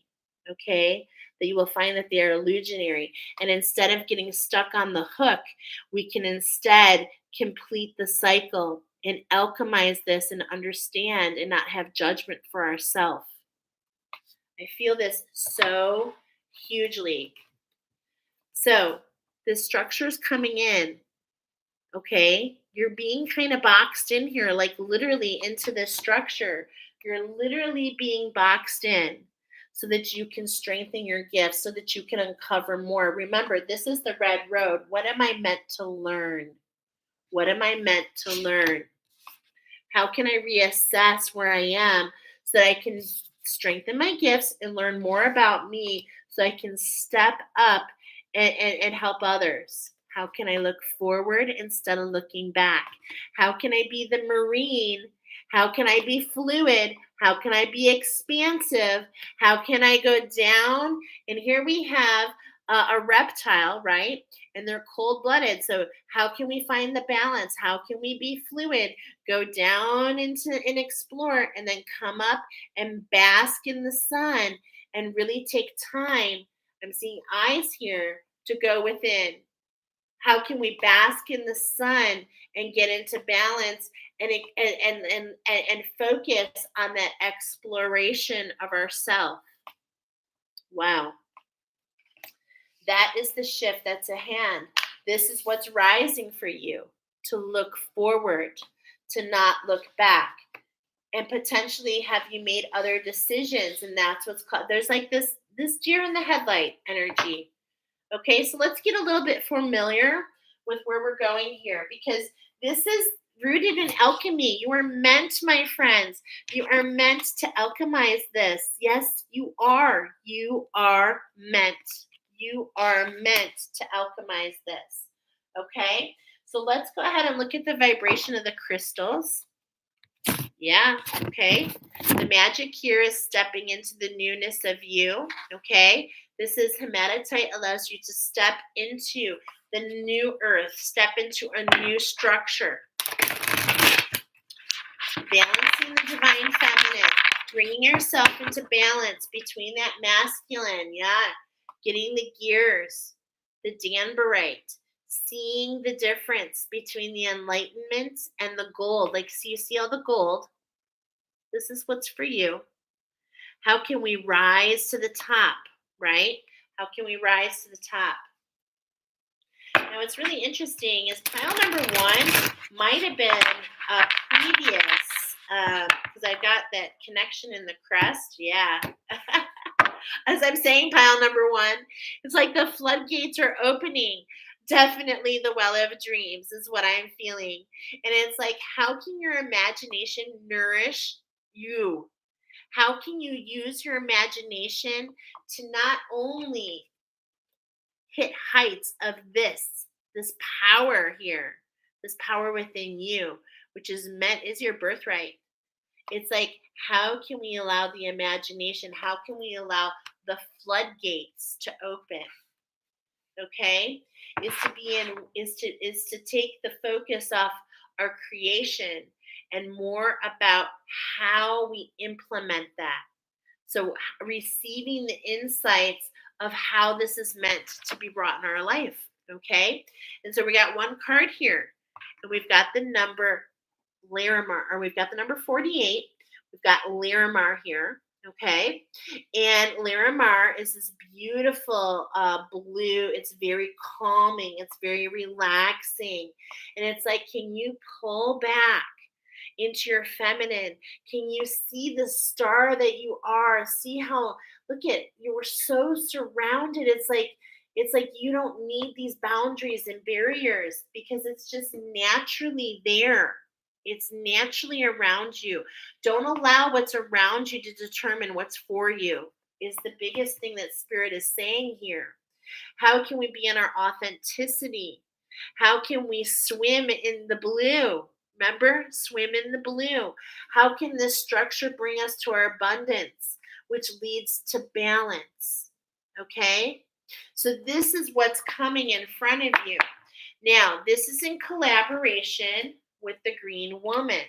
This is, look at this. Okay, so this is the vibration of a 12, which is about what? Which is a 3, which is about balance. Literally, how can we find the balance here? How can we bring universal law between what we're creating and stepping into the vibration of our authenticity? Okay? And it's like, um, I feel like there's a message here. I want to read it about this green woman because she is, an archetype. She's a big heavy hitter here in this oracle. Let's see. So let's give you a little bit more about this, okay? The green woman, she is the female archetype of the wildness and the green energy of the heart. And so this is also leading about the heart awakening. So pile number one are people coming out of the awakening. Pile number three are those, or excuse me, pile number two are those who are entering to learn more about their self and their spark of life. Her presence balances that of the wild man and represents the earthly manifestation of female solar energy. Are you kidding me? I literally said there's a connection between one and two. And it's like, I believe one is in your future, my friends. I really, really do. Okay. Or vice versa, as we're all in different parts, right? And the rich bounty of Great Mother. She also represents the goddess of the land, sometimes expressed as sovereignty, the queen within, who challenges all corners to brave her test to offer to those who success the gifts of inner kingship and love and the deepening bond of the riches of the earth. From her pours the glorious light of the midsummer sun, blessing everything it touches with life and boundless energy. Beautiful.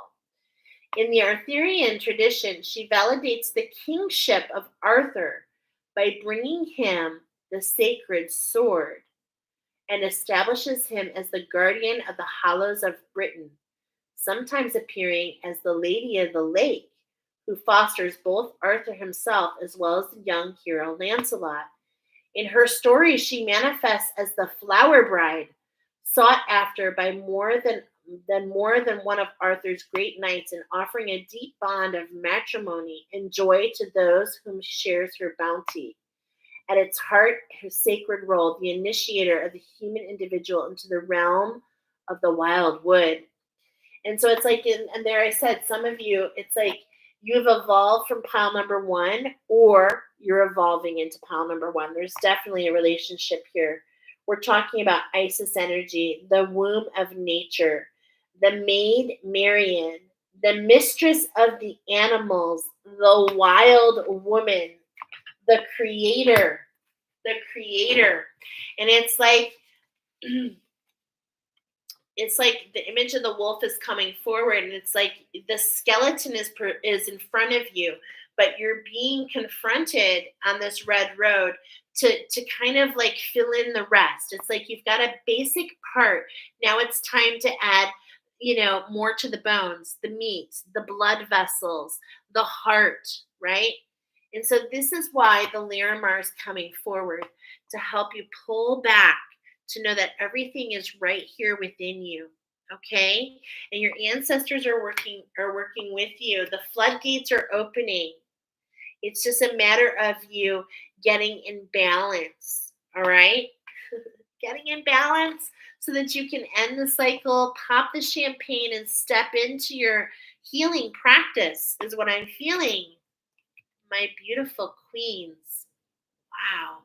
The ruby slippers. There's no place like home. My Dorothies. Have you been sent somewhere over the rainbow? Are you walking the yellow brick road to discover the beauty that you held within you all along? I think so. Beautiful. Beautiful messages there. Okay, this is the magic brought forward for you with that Larimar. All right. Now, what's the activation at hand? Is this going to match up to this guy? Okay, the two of bows. So let's go ahead and see the activation at hand for you. Yeah, I was feeling it. We're in the wild woods, so the ancestors are literally beating the drum. They're calling your name. They have something for you to discover. And it's like you're going in between. You're literally walking through a new portal, if you will.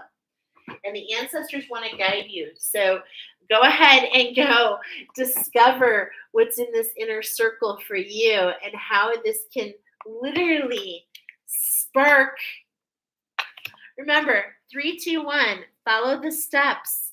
This is the two cards together. It's the ancestors, karmic release, healing a lineage, boundaries, standing up for yourself in your own power. Okay? And it's like this is what's being brought forward for you. I love that. These are just the clues. We're in the right department. Again, okay, we got this in pile number 1. Pile number 2, second card. How can we be in collaboration to get into alignment? Alignment with our light body, with our Merkaba, our vehicle. Okay, as you literally travel to different worlds here, we said you travel into the water and then also on land. You go back and forth.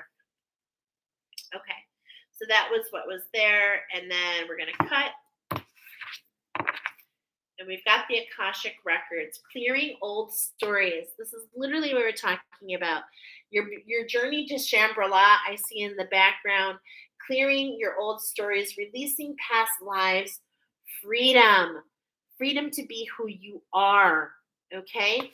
And so sometimes when we're doing this ancestral healing, and this is kind of a divine wisdom that the ancestors want to bring to you, is sometimes we attach to instances and we think they're ours, and they're really related to our ancestry. So my biggest tip from one ancestral healer to another is to definitely be open. Allow yourself to learn, allow that fluidity, but also don't attach that all things that you may see or feel are actually yours. Is because those who step into the ancestral healing, they do the healing for the whole ancestry. Okay?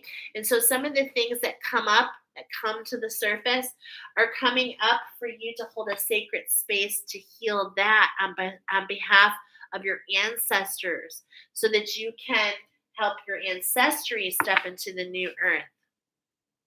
So the Akashic records are coming up. So what's your activation at hand? What's the magic at hand? What's coming? What decision is here? And isn't it funny that this is another tie to that pile number one? But it's definitely a third eye activation. Okay. The spark, the solar sun is what I'm hearing here. Alignment with the solar sun, alignment to understand the brow chakra, inner wisdom, clear seeing. And so I was talking about your light body and how that could really, it's kind of funny because as I'm saying that, I just got like Moses energy. But this is the thing, Moses, in a lot of ways, was taken down the pathway that maybe it was not meant for him. In some ways, he was taught to abandon. And so this is okay. This is coming in for you. Um, Moses, okay, is being the center point. Let's say this is Moses energy, okay? And it's like in a lot of ways, he actually denied his feminine energy and aligned himself in a way that wasn't authentic. And so this is why your ancestors are coming in and saying, align with the great mother within you. Know that you have all the ingredients it takes before you can step into this energy. And this is what gives the spark and allows the fire to burn. Okay?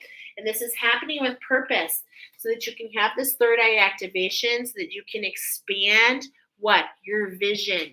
Your vision for you, okay, with this decision. Now, some of you, it literally is a decision at hand, but some of you, it's more than that. I'm sorry, I'm looking for my book. Okay, let's read about this activation, this third eye activation. And look at you guys. It's literally, do you see the mountains and the water? Wow. Okay, so let's go ahead. My marine iguana. Let's look into this. What is this third eye activation all about for you? And how can we take this knowledge and know that this is something that we're learning, right? How can we take this expansion to lead us forward into our evolution? So, of course, many of us know that the third eye or the brow chakra. Now, the brow chakra is confusing me because I see the brow chakra here, and the brow chakra has a lot of magenta energy and is attached to your intuition. So let's just connect them together. Okay. And because here we are, excuse me, we've got the lizard. We're talking about they have what? The parietal eye, the third eye, which senses movement, light and dark. As you go into the emotions and rise into the land, you can sense the movement and explore below, right? So we've got the pineal gland working together. So it's not just vision, but clarity. Clarity and vision, okay, working together. Excuse me. And like I said, yes, it governs all aspects of our vision, including dreaming, reading between the lines, visualization, psychic insights. This card transports us through a gateway representing our spiritual connections, seeing our inner eye as our divine light and our soul itself.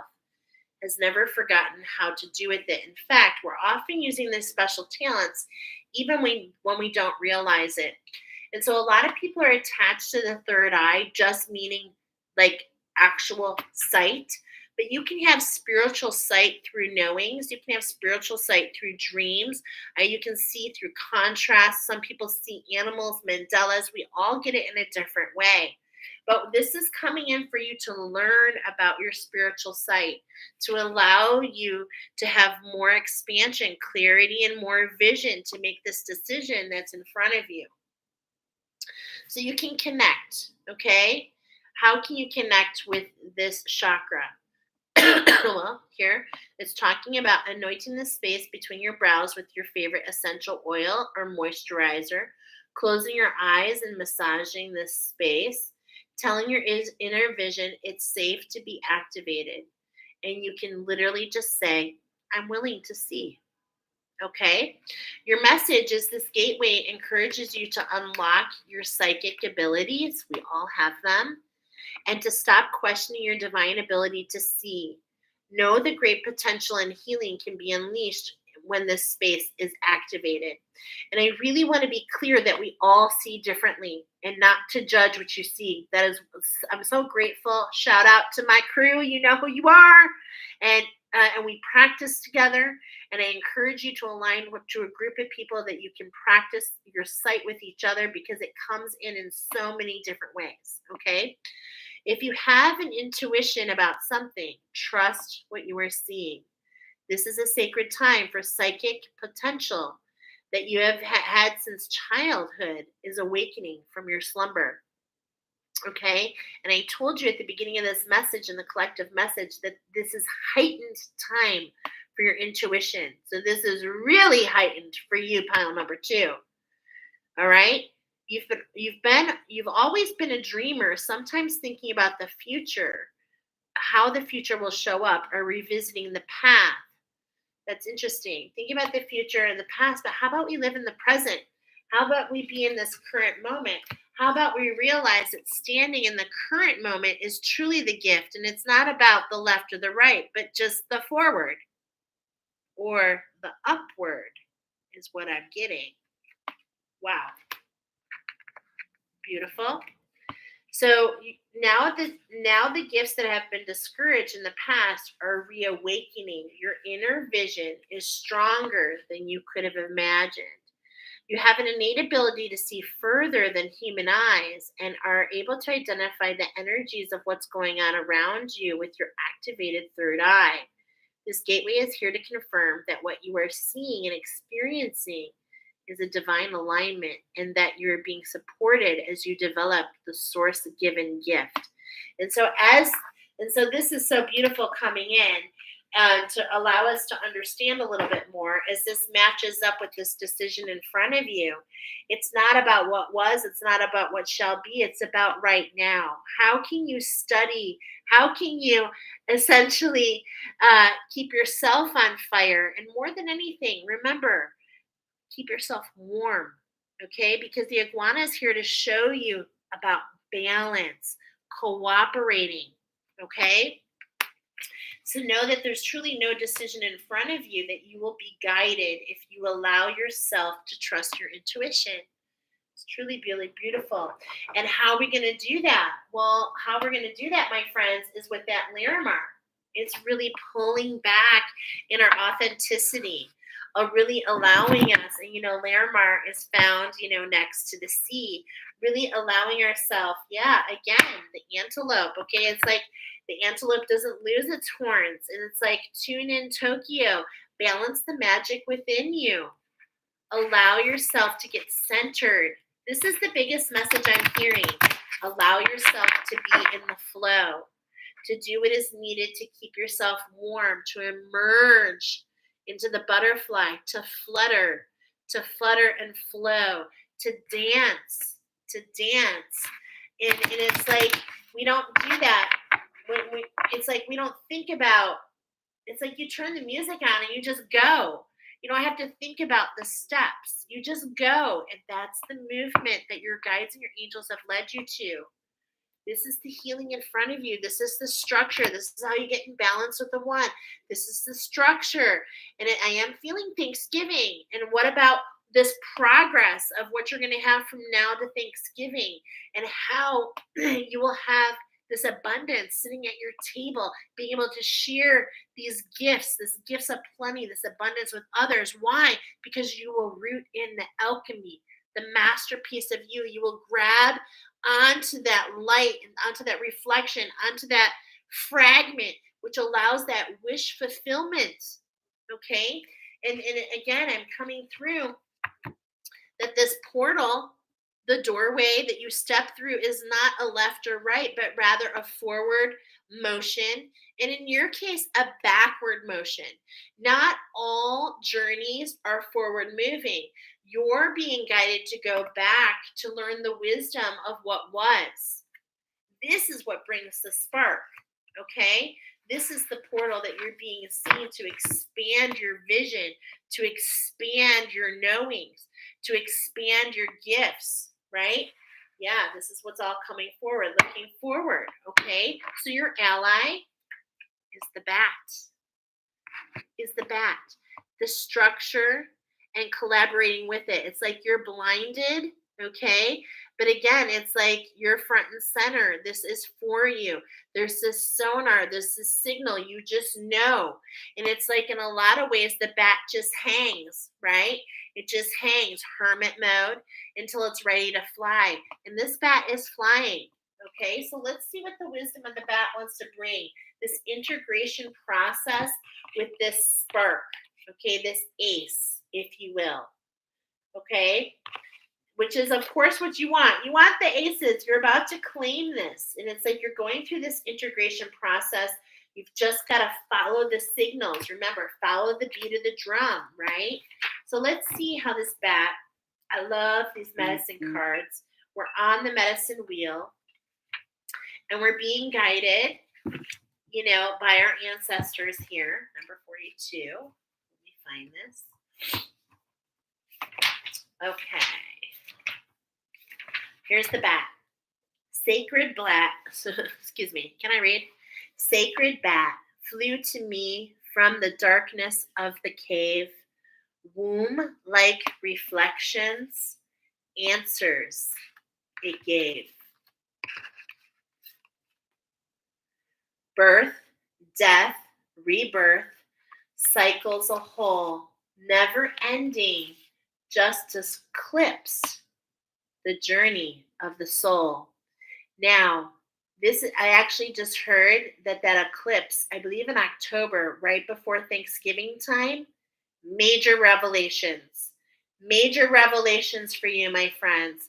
So just know that this is part of the process. And it feels like you're going backwards. I want to confirm for you, you are. So just embrace it. Your ancestors are leading you to their tribe, to dance the steps of the drum that they have, okay? The bat embraces the idea of shamanistic death. The ritual death of the healer is steeped in secrets and highly involved initiation rites. The shaman death is a symbolic death of the initiate to the old ways of life and their personal identity. And it can be tough, especially when you fight it. It can be tough. The initiation that brings the right to heal and to be called shaman is necessarily preceded by a ritual death. Most of these rituals are brutally hard on the mind, body, and spirit. In light of today's standards, it can be very difficult to find a person who can take the abuse and come through it with their balance intact. It's true.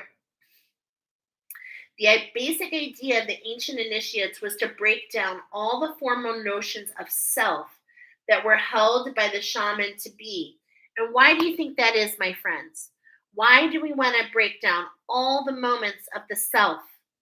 Is because once you break down all the moments of the self and you give over to the power of the all, you literally see that you are everything. When you break down to nothing, you realize you are everything. And this is when the bat becomes inverted, or I should say reverted, and takes flight. And soon will you take flight, my friends. Beautiful. You've just got to integrate with this initiation, and it's going to be tough. Okay, I'm letting you know it's tough. I know, been through it. It's hard, but you got this, and you're never alone. Okay, so the formal notions of self were held by the shaman to be. This could include brutal tests of physical strength and psychic ability, and having every emotional button pushed hard. Like being in the labors, I just can't even express to you some of the things that I've been put through, as I believe I am a cosmic shaman. I do. I believe that I'm here to not only be a shaman in all the rites and work with the power of the all, but also to understand and to learn how the cosmos are speaking and how it's a language, and translating that and teaching that forward to others. Okay? And it's tough. It can be tough Taunting and splitting on the initiate was common, taught him or her to endure the duress with humility and fortitude. The final initiation step was to be buried in the earth for a day and to be reborn without the ego in the morning. Now, I'm not a firm believer in killing the ego. I believe in teaching the ego. I believe in balance of mind, body, and soul, including the ego. And it's like the ego just knows what it knows. It's like I'm a firm believer that you can't stretch. You can't stretch your limitations until you find what you are capable of doing. Once you realize you're capable of doing that, you can stretch a little further. And this is the process the bat is talking about. Okay, there's more here for you. The ritual is very similar to Night of Fear practiced by the natives of Turtle Island. In this ritual, the shaman to be is sent to a certain location to dig his or her grave and spend the night in the womb of Mother Earth, totally alone, in the mouth of the grave covered by a blanket. Darkness and the sounds of the animal prowling quickly confront the initiate with his or her fears. As the darkness of the grave in its place in the ritual, so does the cave of the bat. Hanging upside down is a symbol for the learning to transpose your former self into a newborn being. It's making sure that you are teachable. Okay? This is also the position that babies assume when they enter the world through the womb of the woman. If the bat has appeared, it symbolizes the need of a ritualistic death, that some way of life that no longer suits your growth pattern. This can mean letting go of old habits, assuming a position in life that prepares you for rebirth, or in some cases, it's just an initiation that this is for you. In every case, the bat signals rebirth of some part of yourself or the death of an old pattern. If you resist your destiny, my friends, it can be long, drawn out, and painful. But the universe is always asking you to grow and to become your future. And to do so, you're being asked to die the shaman's death so that you can pay it forward and help others walk theirs. Beautiful. Beautiful. And so the Akashic Records, it really holds all that you have done. And it's like the ability to access the records and this ability of the sonar is really kind of going in and clearing those Akashic Records so that you can be renewed and rebirthed. So you become light as a feather. And as you ascend, you get lighter and lighter and lighter. And you are not even going to believe the next card. It's for you. The Seraphim Gateway. It's all about stepping into the trueness of who you are. And this is what's in front of you, my friends. What a gorgeous, beautiful reading. Pile number 2. My marine iguanas. Special you already are. Okay? Special you already are. Traveling between worlds are you already. I'm getting the Merkaba activation. So this is like the evolution of pile number 1. I'm definitely feeling it. Let's go ahead and move into the blue road or the black road with pile number 3. These messages are so deep. I'm loving them. Thank you, Spirit. Okay. Number 3. We are talking about here. I keep putting my book somewhere. And I keep losing it. Here it goes. All right. Pile number 3 is the Fiji banded iguana. Okay, now this pile and the next pile, what I love is you really embracing the ability to change color. Okay, so what's really interesting about the Fiji banded iguana, this is the biggest thing, is you're stepping into your authenticity because these iguana are not from the surrounding ever. And in fact, they're very isolated. And this is all about growing where you are planted, and it's unforeign. Okay.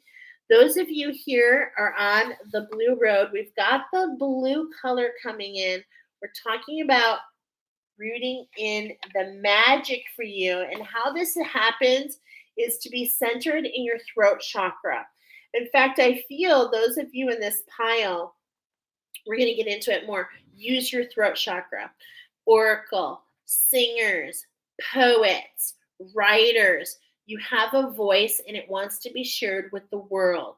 Okay? The Fiji banded iguana are extremely rare and they're very endangered. Okay? The males, it's like they have this striping. They have this striping of this blue and this green. Okay. And I'm feeling this energy with you guys. I'm feeling this energy of the heart and the imagination. Okay. Really merging these two together in the masculine energy. In the feminine energy, we're really heart centered. Okay. So it really kind of starts there. So it's like we've stepped into this heart centered feminine. And now it's time to allow our movement, our house of our masculinity, our power to be authentic, okay, so that we can rule our queendom. Pile number 3. You can swim and you can climb, okay? You have a lot of color, a lot of color. And you're from these native land. Like I told you, you're not native to the lands in which you now live. You are the shadow walkers, the ancestral healers, and the channel message for you was to follow your feet, the beat, balance the heat, especially after the swim. Let's get into it. What's coming forward for you, my friends? Well, you've definitely read, we've got the ancestors coming here and we've got the wild offering. So we're going to start with you guys. As the blue robe, we're looking more about the East and the West. And for you, we have a story about something that is ending and the progression to this new beginning, which brings you into balance. Okay. I'm getting balance centered around the throat chakra. And okay, oh, and particularly when I mentioned your crystal before, so I don't forget, is I was getting that you should grid it. Okay. This is very special just for your group. So we're rooting in the magic. So what we're going to do is we're going to start with the offering. And this is all about safety. This is all about this, like, really feeling safe and co-creating with the universe, collaboration with the universe. So it's all about this positivity for you, realizing that and this is funny because this is you and the universe. So there's this collaboration. And it's almost like the universe, Mother Earth, if you will, is teaching you something. It's like we're looking back to kind of be inspired in this wisdom, okay, is what I'm feeling here. And that's really interesting because canna lilies, and what I'm getting with canna lilies is not only a symbol of peace, but also is that symbol of rebirth, okay? So it's like you are being rebirthed, okay? Yeah, and there comes challenges. Look at the difference here. It's like this is the spectrum for you, my friends, okay? This is the surrender into the sacrifice. This is allowing yourself, what we're talking about here is the blue road, okay, or the black road is where you become the grandmother and the grandfather spirit and you teach others on the red road. And this is what allows you to feel more in balance. Okay. It's like you find between the positivity and the challenge, if you can stay in the center and be able to teach that to others, this allows you to continue your walk in peace, is what I'm getting, in peace.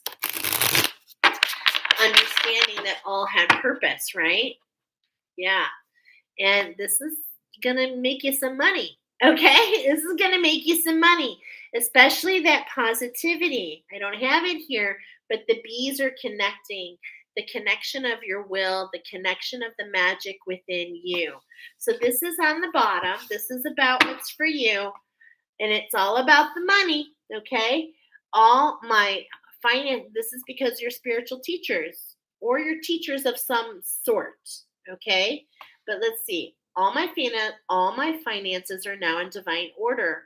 Love itself knows my needs and is the source for all. I needn't cling to gain or fear loss. Every need will be met through the offering of all to the divine. And it's like this surrendering to this will. This is the structure, the vine, the growth, okay? The growth. And it's like, but I'm look at this. Look at all these steps that you've gone through. Look at all these mountains that you've climbed. This is what allows you to understand your authenticity, right? And it's like we overcome and we learn these things about us. There's enlightenment, and then we have this gray period, and then we step into this new authenticity, and there's more enlightenment. And this is what I'm feeling for you. Okay? This is what I'm feeling for you. As you step forward for others, you actually learn the most about yourself. Okay? So here we go. We're going to start. What are we putting to an end? What we're putting to an end, okay, in the West, what we're letting close down is striving. Okay, I'm immediately reminded in my party light career about words. Are you using words like I'm trying to create this, or um, okay, there's these words that we use that limit us, and they're wishy-washy. And so what I'm getting here is to watch your words. Watch your words and watch if they limit you, okay? And by stepping in front of others and realizing your conversation, you actually find more about your own words, okay? And so, what I learned very quickly as an entrepreneur is that I'm not trying anything, I'm doing. Do you see the difference? I'm not trying to make it, I'm gonna make it. You see the difference? Okay, there's a big difference there. So, here's your prayer for you. Eventually, the individual ego's desire to make things happen falls away, replaced with the relaxed, trusting openness to the answers as they arise. Thank you, Divine, for letting me move with the flow. Okay. And so this is really telling me that you've stepped into this special structure. All those mountains have now flipped, and we can go within and look at the blue poppies. Oh my gosh. I love it. It's like, okay, I'm getting a huge message here for you. Blue poppies actually only grow in the Himalayas, okay? And they grow in the cold, all right? And red poppies, they grow after the burn. Blue poppies grow in this really interesting soil that's at these mountains, okay? They're very rare. And the blue poppy actually, what is it? Oh, is it? I'm trying to remember what it pairs with, because it's an attunement I give. Okay, I'm going to remember in a moment. Here are the daisies outside the structure. Look at this. This is the structure. This is the cross, if you will. Okay, this is what's setting here, the strawberry moon. This is what we're releasing. And it's this whole idea. Does he love me? Does he love me not? Does he love me? Does he love me not? It's like this wishy-washy, questioning, doubtful. This is what we're putting to an end. And we're instead rebirthing ourselves and stepping into this blue poppy. And we're realizing the beauty of who we are, not what we're trying to be, who we are. We're stepping into this. It's like this visualization. Like people are like, oh, I want to do this. Okay, then be that. Okay. What I'm trying to say here, I'm trying to give you an example. What the vision that's coming here is, as much as you sit in your garage and visualize the fact that you're going to be a car, I want to tell you something. You're never going to become a car. Okay. So number one, make sure that what you're striving for is appropriate. Okay. And number two, if you're trying to get a new car, what you can do is you can go to and take it for a test drive. You can imagine sitting in the leather seats. You can smell. Okay. Do you see?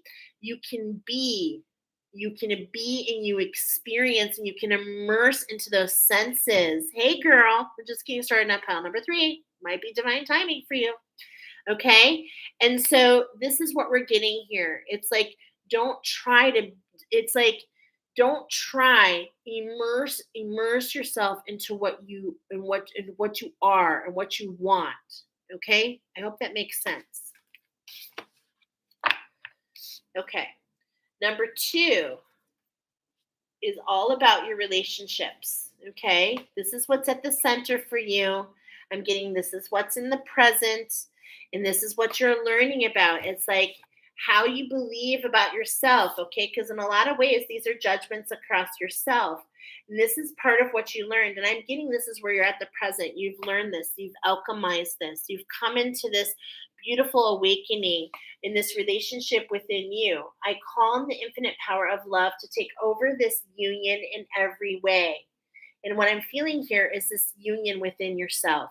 This is the magic, to root in the magic, this union between you and the universe and the powers of manifestation. May it now fully belong to the divine. Let it unfold in the perfect way for each of us. I needn't fear letting go of control. My needs are always met abundantly. So it's like we don't have to try. It is. And this is where you are currently. I'm feeling this. We let go of the striving and we're in what we want to be. We're in and immersing yourself into what we want to show up as. Okay. And then this is actually allowing you to know and bringing you into balance that you are not, that not only are you awesome, but you're enough. Okay. And this is the awakening in front of you, is that you realize that you are already perfectly made and that there is no shape shifting you need to do. And if you will just allow yourself to nourish from your tears of the judgment. I'm feeling this judgment sometimes upon ourselves, and we do this in little ways, we do it in big ways, but this is really huge for you. And it could also be judgment of another and something you've learned in that situation, something you've gone full circle. For many of you, it's different. I'm getting I'm hearing for you, Michelle, it was seeing full circle on the fact that I had some child abuse when I was younger, some sexual abuse, and seeing that go full circle and working with others who also feel that, and being able to know that that's not what defines me, but instead those tears nourished and allowed me to stand into not a victim but a survivor, and not just a survivor, a thriver. This is the vibration. You're not just a survivor, you're a thriver. This is what's meant for you. Okay? What? Hi, my husband. Yeah. So if you want to start, go ahead. But if not, you have to wait for me. All right. Sorry, guys. Okay.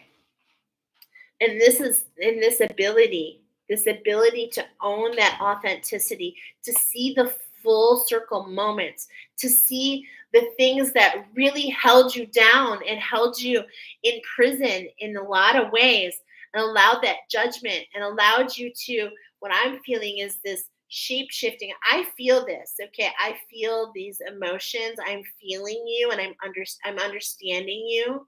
And it's like sometimes we feel things are done to us instead of for us.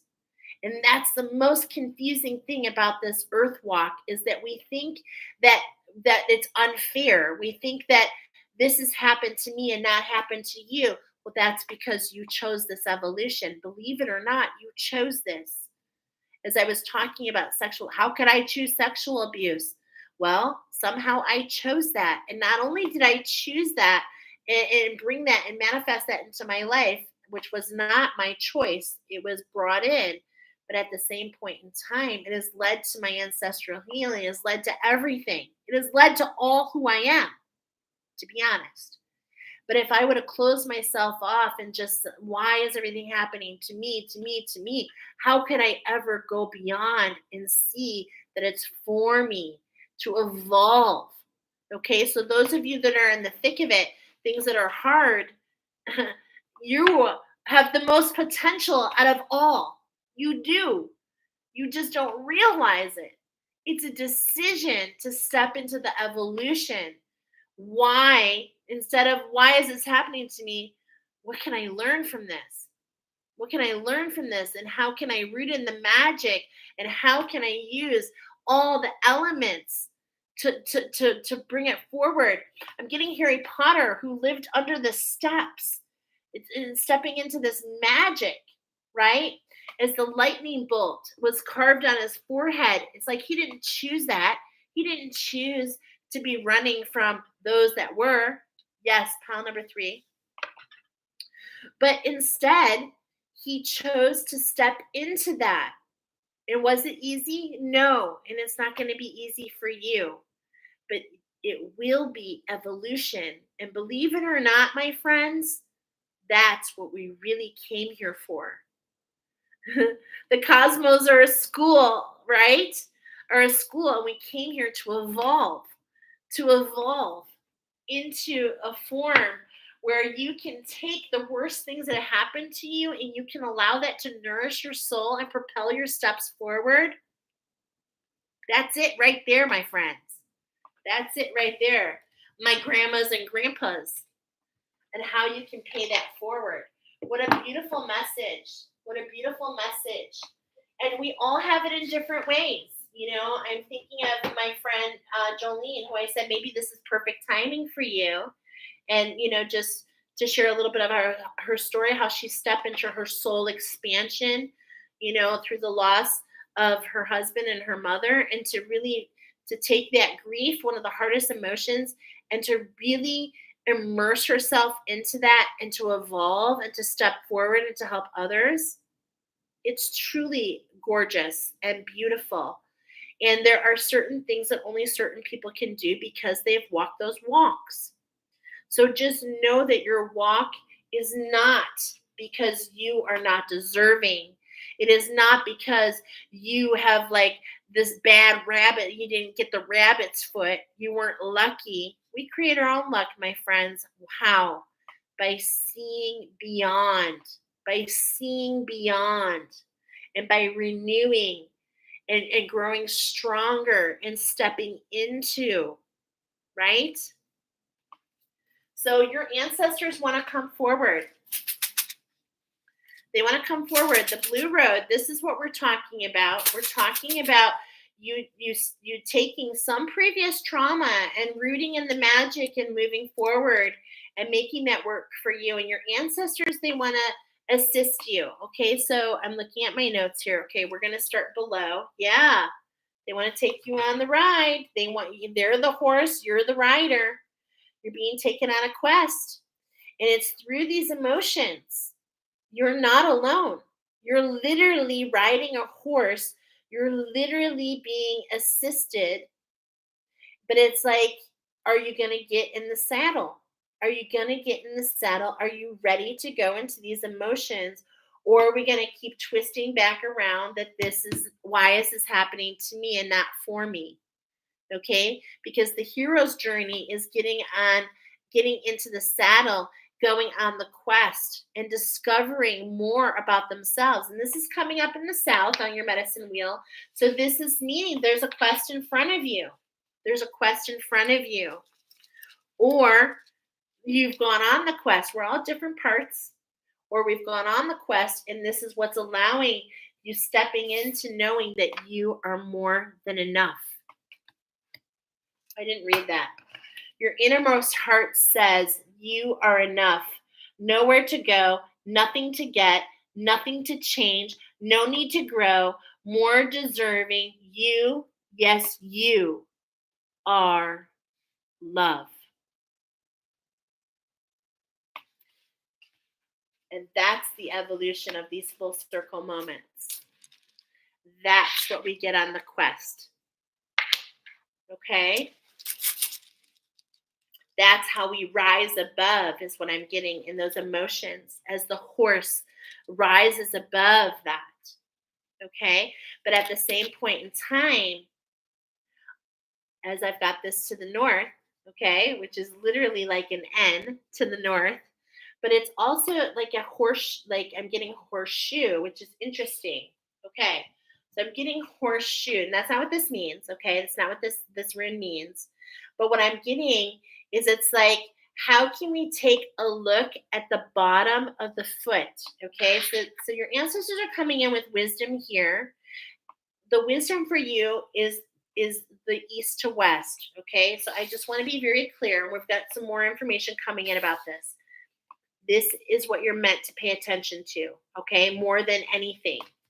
But at the same point in time, your ancestors are helping you ride through these emotions. We're definitely not alone. They're there with you, and they're helping you go cross over from one path, crossing over to another.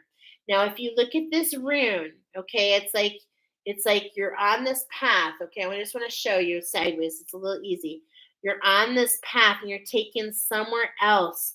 Okay, it's like you or these traumas, okay, what I'm feeling more than anything is like this trauma of some sort, whatever it looks like to you. It's like you're on this path and it's taking you somewhere else. But look at it's parallel to your evolution. It's taking you to a higher vibration. You just don't realize it. Okay. So do you see that? That it's like you've crossed over, and this is where it actually takes you further, and this is it's a timeline jump. Actually, I'm feeling a timeline jump. Okay, okay, I'm feeling that. Let's get that. And this is different for all of us. Okay, let's get into this more. I'm very curious. What's the vibration around pile number 3? Let's go ahead and find out. Yeah, the magic. We're rooting in the magic. Okay, this is coming in. Don't let the smoke and mirrors get you on the pathway. This journey to the center. I'm actually getting that Tootsie Roll commercial. How many licks does it take to get to the center of the Tootsie Roll pop? Yeah, timeline jump is coming up for a lot for me. Okay, I'm feeling that. It's coming up for a lot of people, and that's because in a lot of ways, this strawberry moon and this expansion, okay, there's this expansion of what we're talking about. This expansion is unconditional love. And as we all step into it year after year after year, not forever, I'm getting like the next 20, okay, as we step into this year after year, we grow and we grow this expansion in this consciousness, right? And it's like this is a cycle, and it's like you're learning, you're going to learn this. And this is how a little bit how I'm feeling. I'm getting messages about how astrology is changing us in a very deep way. And it's because we're going to learn that we are the cosmos. And that's why I mentioned and I talked about Venus and Earth in the beginning of the message. So make sure you guys check out the what came through, what I discussed about in the collective message at the beginning. Okay. Yeah, the rose quartz. Okay, this is a beautiful vibration. And it's like everyone's like, oh, the love. But you know what it does? It dissolves all the fear. It dissolves all the fear. That's how you collaborate with the one, my friends. Okay? That's how you collaborate with the one is you allow it to dissolve the fear, because being enough, let me read it again, pile number 2 or number 3, excuse me. The innermost heart says you are enough, nowhere to go, nothing to get, nothing to change, no need to grow, no more deserving. You, yes, you are love. And that's because you dissolved your fears. Because for many of you, what I'm getting, because you took the ride. You took the ride through ancestry and you crossed paths, and it aligned you to this parallel universe, right? That you were about to timeline jump into. Beautiful. We've got the quartz coming up, and I told you to grid, okay? Because clear quartz is what we need to grid. So you can get out there and go get your crystal points. You can use rose quartz, any combination. It doesn't have to be all pretty, y'all. 6 points. Let's see what crystal's going to come up. And you can grid that crystal. And this is a wand. This is called an Isis cut. Okay, do you see how it's flat here? So this is what I use to activate mine. Okay, and it's not hard. If you have a pendulum, my friends, I'm telling you, gridding is so easy. It's really easy. So you can use your pendulum and you can say, is it of my highest good to grid? I'm getting yes. I'm getting a yes. And I do grid. I have 4 grids at my home. Okay. I do encourage you to grid and balance. Okay. To balance the energies. But you just take the quartz. The quartz is coming in, and they are what? What do they do? They're amplifiers. They amplify what's in the center, okay? Which is you. There's amplifiers around you right now, and I'm getting those are your ancestors. You are a precious gem. This is so gorgeous. The 13, right? The 13, the pearl within you, the precious opal, the expansion. There's an expansion here. There's an expansion and a contraction, okay, of the opal. Are you feeling it? You can probably feel it here. So there's this expansion, and it's like your ancestors are telling you if you ride those emotions and know that you have a lift, you can expand. I'm getting like that kind of like slinky expander thing. It's like you can pull out to here and you can expand. You can expand into the parallel alignment that is for you, but it's a higher vibration. Wow. And opal does that. It expands with the heat and with the cold. Okay? So with the heat, it actually constricts. With the cool, it expands. And here we've got the iguana. The cold, it's a cold-blooded, right? So they have to bask in the sand, or bask in the sand. They have to bask. Maybe you need to bask in the sand, right? Maybe that's a vibration. How can you go from hot to cold going from your hotel room out to the sand? Hey, that sounds good to me. That sounds good to me. And it's like you're coming into this, it's a structure that adds healing for you, okay? And this structure and this healing, it's interesting because the numbers are speaking. So it's 4 and 9 makes 13, a structure that brings you into this healing to be one in your balance, which then creates the new structure. Do you see? This is the breakdown of the timeline shift for you and the new structure that's for you and that's a higher vibration. And why would our ancestors take us down this road, pile number 3, is because you were planted somewhere that you are not native to. You planted yourself and you grew from there. And it's like, this is why it's like you didn't choose this trauma. I am definitely feeling some sort of trauma. I'm feeling it from your childhood. I'm feeling it coming up, and that's gone full circle, and that's what allows you to hold space for others. It's like we talked about that already. This is what allows that expansion. Okay. All right. Now, this is where for you, we're talking about this striving. This is the crystal that I'm about to draw, and I wrote for you guys that you're encouraged to grid. And look it's champagne aura. Okay. And it's like, I love this because this has been coming up quite a few times. And every time it's like we're popping champagne, celebration, because we're no longer striving. We've learned, and this is what this is saying, this is over. This is what this vibration is right here. Okay. So I'm actually going to go down below here, this opal, and I'm going to see what's here. And you can actually, I want to ask my angels. See, this is what we do. You told me to grid. Can they grid champagne aura? No, they can't. But should I go the next card? I'm getting a yes. Okay. So the next card, turquoise, the special sauce.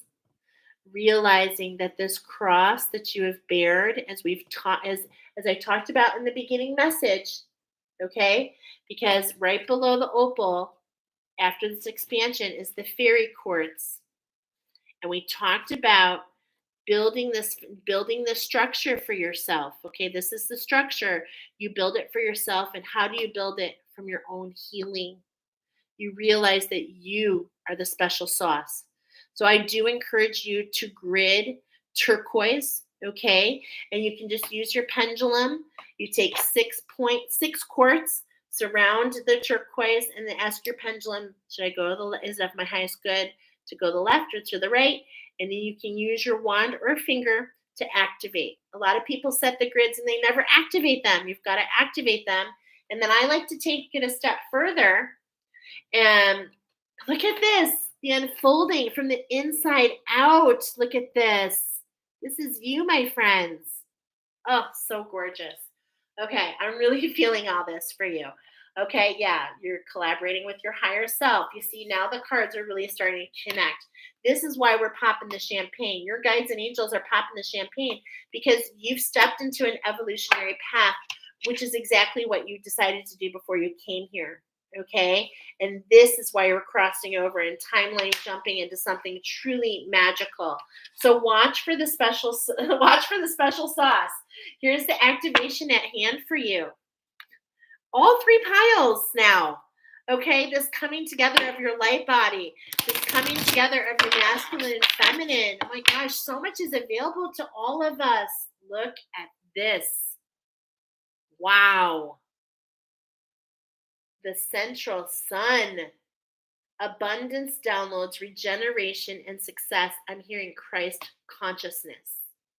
Turning into a solar being. The gods.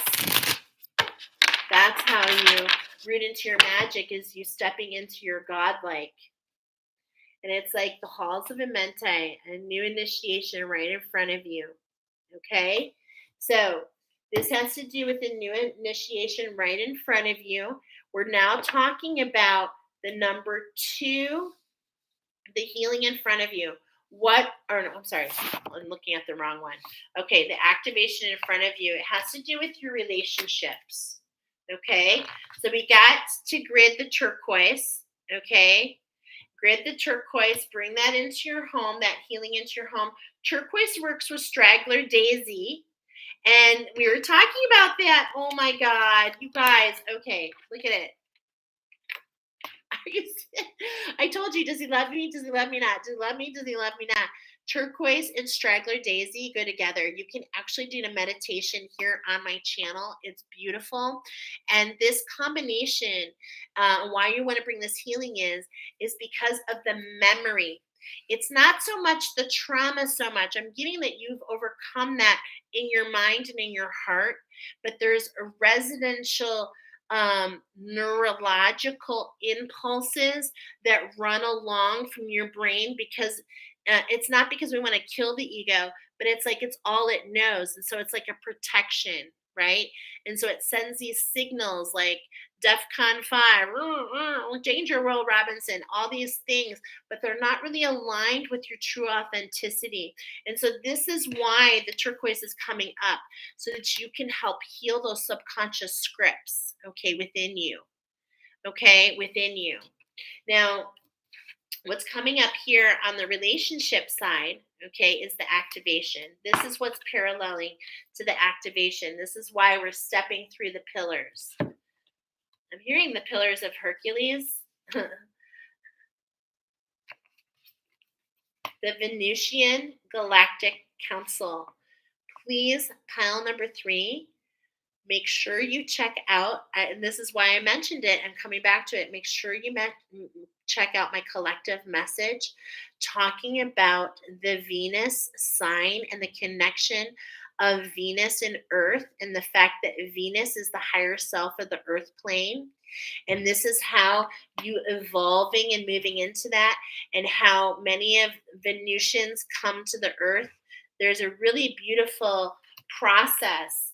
And it's like star being guides, answer the call, time to shine, time for everything to get better in your relationships. I'm getting this like as one ship goes up, in the harbor with the water, it's like all ships rise. And this is what's going to happen with this timeline jump. You're going to notice it. You're going to notice it. It's going to change your experiences. You're going to pop the champagne. It's going to be celebratory, because as you have this evolution to this new path that runs parallel, as you step into that, so do your experiences. So do your experiences. You become lighter, your vibration goes up, you draw lighter and higher vibrational experiences to you. And those experiences affect the relationship that we have with ourselves, with others, with our job, with everything. Okay? And this is what's meant for you. I am feeling some judgment here. I'm feeling like with that Venusian council, okay, what I'm getting here a lot with this Venusian energy is that you've sacrificed, because I'm getting the wild offering. I'm getting this activation is going full circle because you sacrificed a part of yourself to in order to allow the earth to evolve. You literally made a sacrifice. And now that's coming back to you in a new way. Wow, that is really gorgeous. Okay, so what does the Venusian Galactic Council want to say to you? Now, when I'm saying that, it's kind of interesting because I'm getting a message. It's not about connecting to this council, it's about understanding the vibration. Okay, because yeah, I'm not going to say more there because you're meant to trust your discernment, okay? And it's like right now, this is what's in the present, and this is where we really need to trust our own inner guidance, okay? And this is why we have heightened intuition at this time. This is why, remember, as you are transplanted, as I've mentioned to many of you, you're literally transplanted. You're here to pay the wisdom forward about what you've learned, and many of you will identify and don't judge, but many of you may come across this fallen energy, this fallen angel energy, being able to come down and to build back up from that. It's different. I'm getting some of you will resonate with that. The Venusians are an advanced cosmic beings similar to angels who came from the planet Venus. They are a starry ancestors and dedicated to helping us experience and embody divine love. There are millions of them, and many of us will have them working with us as guides. If you feel drawn to this information or strongly connected to the stars or star people, there's a good chance that you have many extraterrestrial beings around you at this time, many of whom are connected to the Venetian Galactic Council. Governed by Lady Venus and Sanat Kumara, the Venetian Galactic Council is a divine board of directors who are responsible for recruiting light workers and leaders on Earth who have the potential to make a huge difference for following the call of their soul. Beautiful. When they come to us, it's an honor and opportunity to be reminded of the connection that was active before we came into this carnation. There's no set way of working with the Venusians, but they will contact us in dreams or meditation to share information that will support us on our journey. They often send spiritual downloads through thought forms and understandings, dreams about flying or being in space, or other ways in which they will come to us. Okay? So that's what I was saying. It's not necessarily literal, okay? But it's more in your meditative state. So basically, your message here is this is a call of action. And this is coming up where this is connecting with the activation in our relationships, okay? In our relationships. So the call to action, you're being asked to step up and create the changes that you want to see in the world. You have a reason for being here, and you have the potential to inspire, support, and heal your corner of the world. Don't let this information scare or overwhelm you, for you're being prepared energetically to step into this role. The ideas that you've been having recently are divine downloads, but you aren't being called to make dramatic changes in your life. Simply move forward step by step. The Venetian Galactic Council will reveal more information to support you. Be aware of downloads or information in spiritual signs. They are confirmation that you're on the right path. And I'm going to tell you, I'm being urged to tell you to please write things down, okay? Because it comes in steps, and sometimes what's coming in now, because there's a heightened intuition, and I feel like this kind of like floodgate kind of opening for you, okay, especially after this timeline. And so just write it all down, but know that your heart will know when it's time to implement or to go back and reassess. Okay, not everything that comes in at this moment is meant for this moment. Okay, so this is where we're going to fine tune your discernment.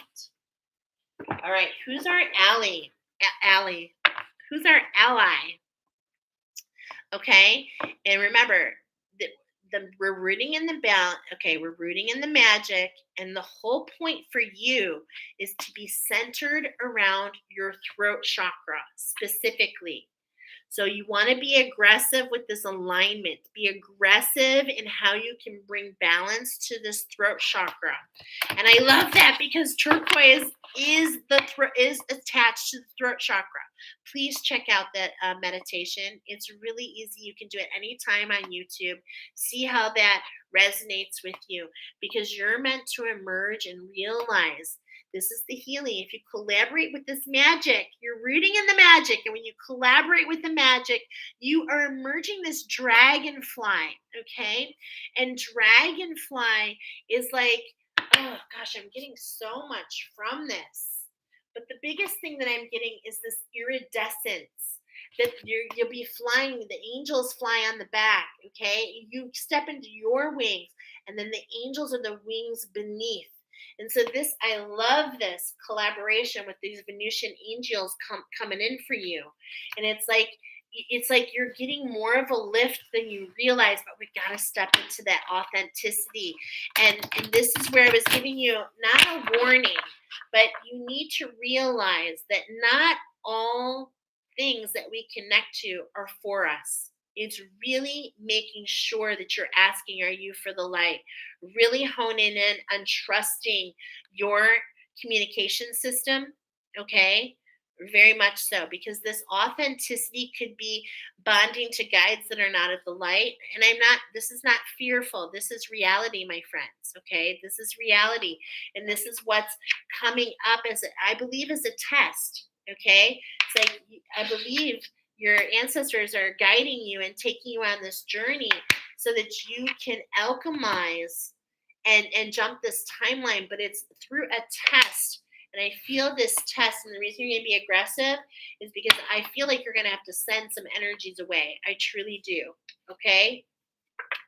Yeah, because you're meant to travel between the worlds, my friend. So look at this. You're meant to go back and forth. You are the traveler between worlds. You are the breath in between. You are the diaphragm between the heart and the will. Ooh, the diaphragm. You are the breath between the heart and the will. Oh my God, that's gorgeous. And the dolphin energy, it talks about, because here, when I talked about this particular, okay, this is what's coming up. In this particular iguana that you chose, it can change colors to black, and it does that to warn, to send a warning. And it's like, for you, watch your breath, watch your communication, watch as you go through this new structure, the ebb and the flow, and that those things that feel heavy, allow them to be a warning system to you as you're navigating between worlds. And one of the gifts that you have, one of the gifts that Spirit is showing you, is in this structure that you're being immersed into. Spirit's bringing this forward to you through this ancestral healing.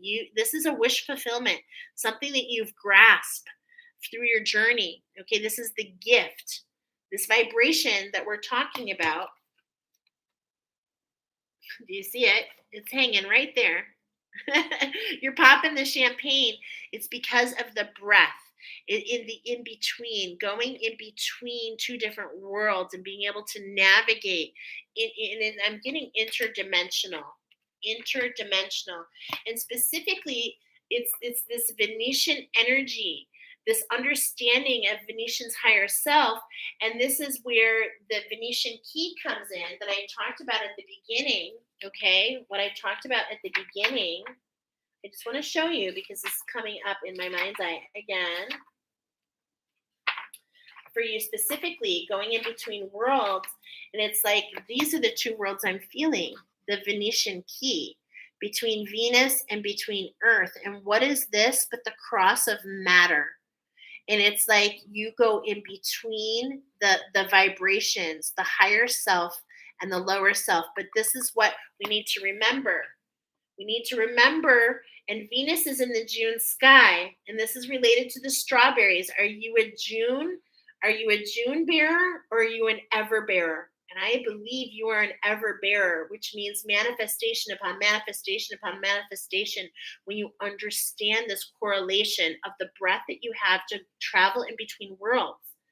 And um and I'm getting like maybe mermaid and fairy energy, okay? Because this particular iguana can swim. It is a swimmer, it's a climber. It can go the different heights, but it's happy in the middle. And Venus, we have to watch because Venus burns really hot.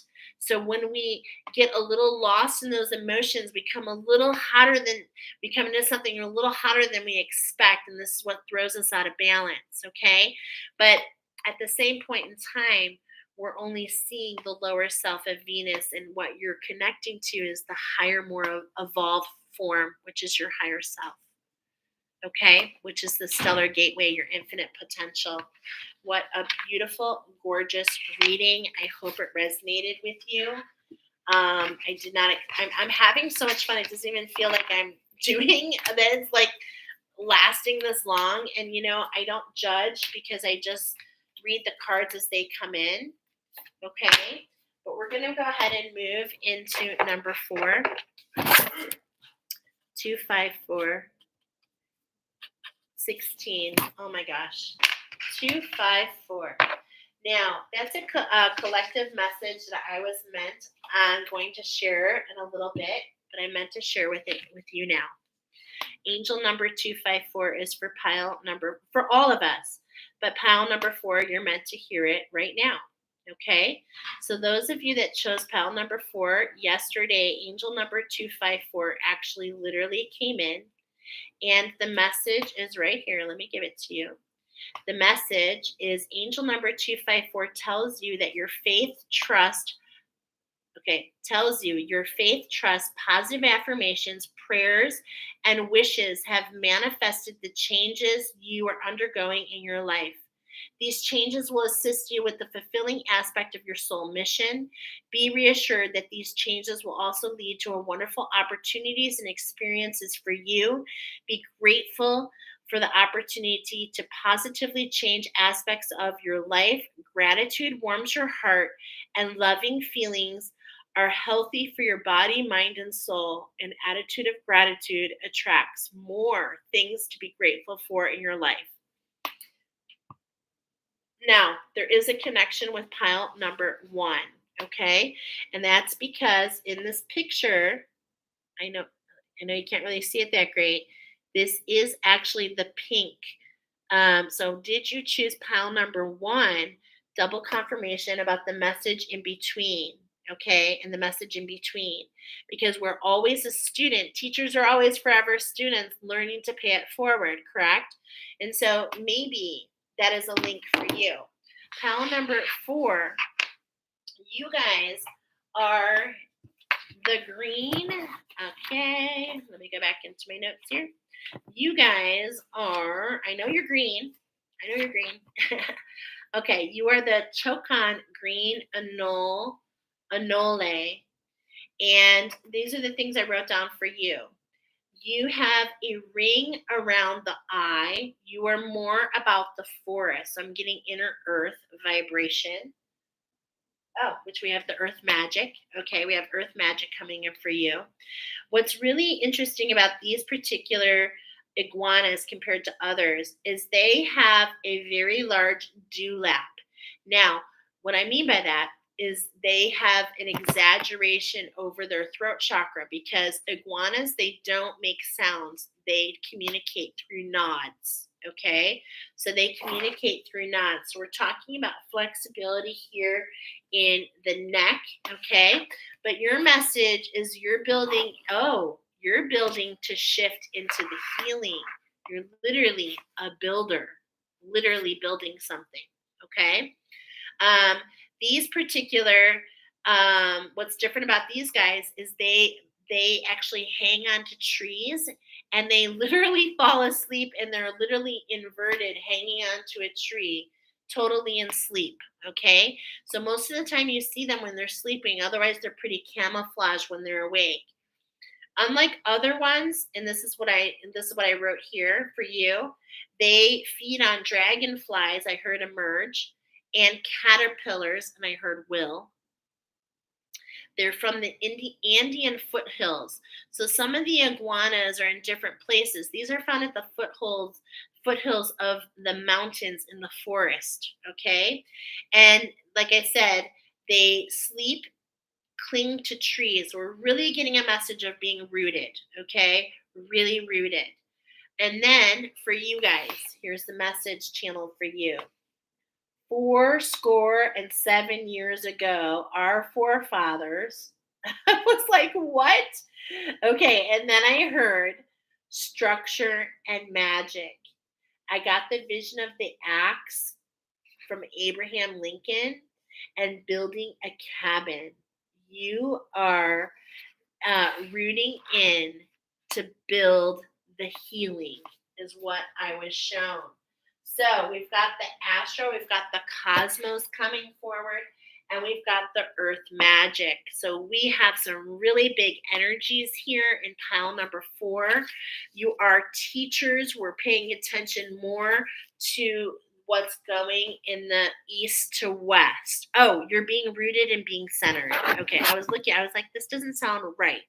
Okay, and being centered. And so you might have seen a connection between the shift within you is what you're learning in pile number 1, and this is creating the structure here now in number 4. I'm actually getting a big message about that. Okay, so we're going to go ahead and start with the astro. What are we building? Pile number 4. Let's find out a little bit more about this vibration. Oh, you're building a love connection. Okay, you're building a love connection. I didn't even look at it. You're building a love connection, and look what I got here. Relationships, 7th house. Okay, so you're definitely building a love connection, and look at this. It's like divine time. Okay, but this is the astro. This is the astro. So how can we look at this number 45? Oh wow. Number 45 varieties. And it's like out of all those varieties, this is the one that's coming up for you. Okay. And think about the power of that. This is the aspect that's coming up. This is the divine timing for this relationship. Now, this love connection. Now, this can be literally with an individual. It can also be, here's this cherry blossom. It can be this connection with peace. It can be this rebirth process, this connection within yourself. It can be this connection to a project that you're working on. So it resonates and comes together in lots of different ways. Okay. It's really beautiful. And I'm seeing here floating around in the background. This is a masculine, and look at this, a masculine energy behind the scenes. I definitely feel this is a person. Okay. I feel like it's divinely timed. But what's really interesting about this particular clock is it's like divinely timed, but it's like not in real time. I am feeling the astral here. Okay, let's get more information. The astral. The sun. Okay, the center of the universe. Ooh. Source. Collaboration with source. Are you collaborating and building something beautiful that with God, bringing in for the rest? Oh my goodness, you could be.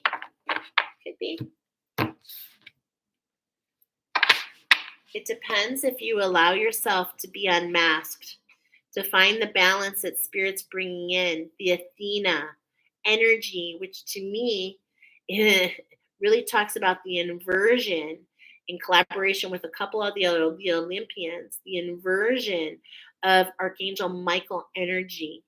And so there's this stepping up to be this warrior, but is this masking this fight? Is this fight masking? Is it here in our mind, or is it in our heart? There's definitely an unmasking that's happening with you. And so watch your thoughts. Watch your thoughts. Why? Because you're on the mission to root in, to be centered. And I talked a lot about rooting your energy. Okay, so let's get some more information here from the astro. Ooh, okay, we got Leo coming in. All right, this is really talking about, this is really talking about the shift here, and elevation. Okay, I'm getting elevation too. And I'm looking at my notes here, and I'm actually feeling this is the energy at Leo season. Could even potentially be Lion's Gate. Okay, so this is coming up in the first position for you. And this is talking about the sunset. Okay, the sunset of this energy. This is the shift into the healing, the lion's energy. I'm going to read more about this in just, I'm going to read more. I'm going to get some more cards here. Okay. Yeah, look at this. Look at these, step backwards into the emotions. Okay. So here we go. Now, this is interesting because this is the sunrise. So yours is a little different. You're taking a pathway. You've taken a pathway that most don't take. And you've taken the path that is not linear. Not all pathways are linear, but what I'm getting here is you've stepped into something that others don't. The road less traveled. Okay, now look at this. We literally have the starting position was Leo, and then over here, the ending position of your transit of your road, your blue or black road, is actually in Capricorn. Okay. And to me, I'm getting a manifestation, immersion. So it's like it's time to shine in that solar energy, the highest of heights, and then the lowest of lows in the emotion. And about I'm not talking about those emotions of low and high. I'm talking about just this vibration, okay? And if you're seeing, here we have the masculine, here we have the feminine, okay? So it's like, okay, I need more information here because this is talking about bringing in balance, unmasking, okay? There's an unmasking happening. Oh my God, this is truly gorgeous. And where is it leading you? To the magic, the Walter Payton, the sweetness of the strawberry moon in particular. I feel this is an activation underhand with the strawberry moon, which is very, very cool. And I feel like it's going to go through that eclipse. Okay, there's another eclipse season coming later. So you have this transit to your north. This is what's in the center here. This is what's being highlighted. Okay. We have the Astros coming in. We have Leo. We have Cancer. We have North Node.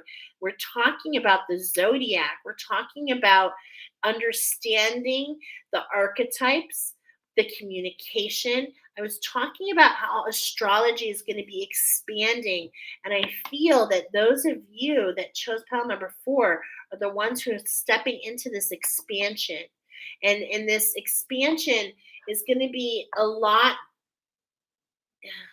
It's hard for me to describe, but it's going to really expand spirituality as a whole. Okay, this cosmic evolution and expansion is it's just a school. Every planet has something to teach. We often hear that Earth, Earth school, but there's Venus school, Mars school. There's so many different. I mean, look at all these cards, all the different astros, all the different archetypes. We've got the 12, astrological signs, but we've got the rising sign, the north, the south, the ascendant, the descendant. And you're going to be able to take these cosmic energies and really show others how this communicates into what to expect. It's like the cosmos are going to be a language, okay? In a language that you are going to be very versed in, taking you to your midheaven, okay? This is just an extra card for you. That's that 36, the difference in the two. This is that collaboration. But what's really interesting are these two, and I'm getting, this could be a moment, okay? It could be transit between Lionsgate to Cancer season. It could be the balancing in between okay, of these energies. It could be the archetypes of the Leo, as there's definitely a vibration of the lion, okay, and how that affects the feminine. I'm seeing this more and more and more, as I talked about on a different pile, the bull. Now I'm talking about the lion. The idea that the lion is the single male and he's got this harem, right? All these lionesses bidding for his attention, and how that might affect and what you grab onto in those emotions. And this is what I mean. This is the expansion of the zodiac and really allowing us to understand that how it spiritualizes us, right? And which leads to our evolution, really seeing that the cosmos are more than just a potential fortune, but communicate, really communicate and allow us to learn more about the all as we are the cosmos. You see? Yeah. So, what are you unmasking? Don't be so much in your thoughts. You're a big energy, and it's like you can go out into the outer zones, but what's coming in? You're on Earth, baby. Okay? You're here on Earth. You got to ground in here. You're growing here. This is where you take roots. This is where you want to be hanging at.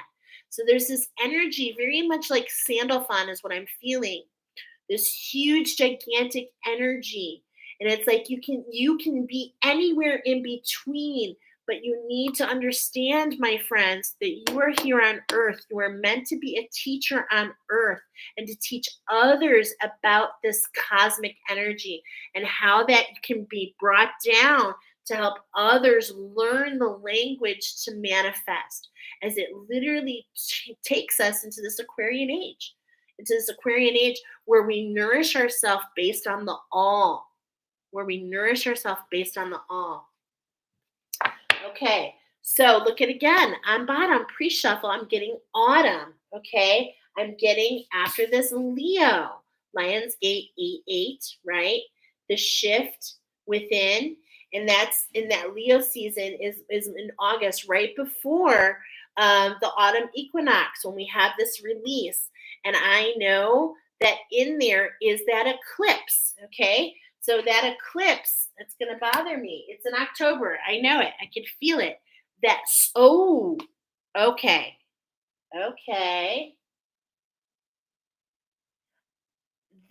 I believe, I would have to look at my schedule, but I believe we have a solar eclipse that might be a partial, and then a full lunar eclipse. Okay, this is being highlighted for you, my friends, bringing you, that's the magic, bringing you on track. Allow the moon energy to guide you. Allow yourself to learn from the cosmos. They're definitely giving you direction, and there's definitely energies on the lower astral that you want to release at that eclipse time. And in fact, this is so amazing because I haven't really talked about it much, but I've been getting that the eclipses are special energy portals which allow, like, kind of like a save in a game. When you release the energies during this eclipse time, it's like they truly are like alchemized. They truly allow you to be centered and to find um so we're going to talk about that more as we go, but this is beautiful synchronicity. Okay, I love it, actually. So we're going to do two shuffles because this is more about you feeling safe. Okay, I've got 222 and bringing into balance. Really, that 222 is all about safety and then stepping into your will and unconditional love. That's what the 222 means. You're building a structure for yourself. Look at, you're creating a structure. Okay, and I believe you've created it before. Definitely getting storytelling, and maybe I know a lot of my structure was built through Oracle, me giving Oracle, and also um, participating in others' Oracle. Yeah, because you're not alone. Okay, you're not alone. It's like there are others that are leading you. Okay, and you've got to allow yourself to be led. but at the same point in time, this is fixed. So I'm feeling like I feel like your road is right in front of you, but there's something for you to learn first. Okay. There's a manifestation right in front of you. And I believe that's why I'm feeling that connection to pile number one, double confirmation there. Okay. I am even getting Aboriginal storytellers. Okay. Yeah. I literally saw this in my mind's eye. Swear to God, I told you I got dragonfly and the word emerge. This is the card that I saw. It's like you're coming out of those emotions, but you've really got to face this lion first. The cowardly lion. The cowardly lion, the king of the forest. And he's afraid. He's afraid to step into that position. This could be talking about stepping into king energy. Okay. The blessings are right in front of you. I literally was just talking about the cowardly lion. Okay. This is what's on bottom. The Wizard of Oz. Maybe you should watch that and see what insights come for you. Okay. See what insights come, because it's like your path. It's like, were you seeing things in black and white and now you see them in color? I'm really feeling this as I have built the Rainbow Bridge. I've built the structure that allows, you know, this bridge, this moving over from one place to another. And it's like you're doing the same thing. Gosh, I can't wait to see which cards are for me. I'm so excited. All right, so let's see. How are your blessings here? Okay, so the first one, okay, is in those emotions. I was literally talking about Archangel Sandalphon, keeping your feet on the ground. He could be a new guide for you. So if you're not working with Archangel Sandalphon, definitely see music is a huge guide. It helps you ride those emotions. You get insights on the music. Okay, look at this is like I'm feeling that cross. Okay, there's this cross, which is the matter, and it's like this symphony of notes. And when you plug into this vibration and this frequency of music, it allows you to connect things. Okay, it really, really does. So allow the music to guide you. I was like, did we get a song for you? No, but we did get a channeled message with a song that was knock, knock, knocking on heaven's door. I, I. This song is what came in with the channeled message today. So, what does that song mean to you? What does that song mean to you? Above, in the number 5 position, the shift that's happening, the north, if you will, you're coming up for air. You're breaching these emotions, okay? Because this is what I'm feeling. It's like you're getting in harmony with this lion. You're getting in harmony with that vibration. And this is what allows you to grab that morsel that you need. You take a step back and you emerge in through those emotions and you come out of the water, the sacred breath. You've got something to bring up with you, and that's what you teach forward. That's what brings you onto your north. These are the blessings in front of you, okay? To what? Music, to follow your insights, to know that you are a teacher, the blue whale. In fact, the blue whale might have a message for you. There is an oracle of the blue whale that might have a message for you. I'm feeling Lemurian teachers, okay? I'm feeling Lemurian teachers, definitely. And also, this is actually helping others cross over. I'm getting that this rainbow is actually going over the void, okay? So that's really interesting as you're building a structure so that others don't have to figure it out. You're building it for yourself, and as you pay that forward and teach others, it's like it makes it easier not only for you because it's your divine purpose, but it makes life easier for others. Okay, you're building the sacred structure. So let's look at this vibration of this structure. Okay, we're specifically looking at this lion energy here. Okay, what is the magic here? Look at the moonstone popping up. Okay. I'm hearing Fly me to the moon. Da, da, da, da, da. Larimar. Ooh. We're really talking about those emotions based on the moon cycles. How can we learn from the cycles of the moon? And how can we study our energy? And how can we bring that energy forward in a new way in communication of the cosmos? Wow.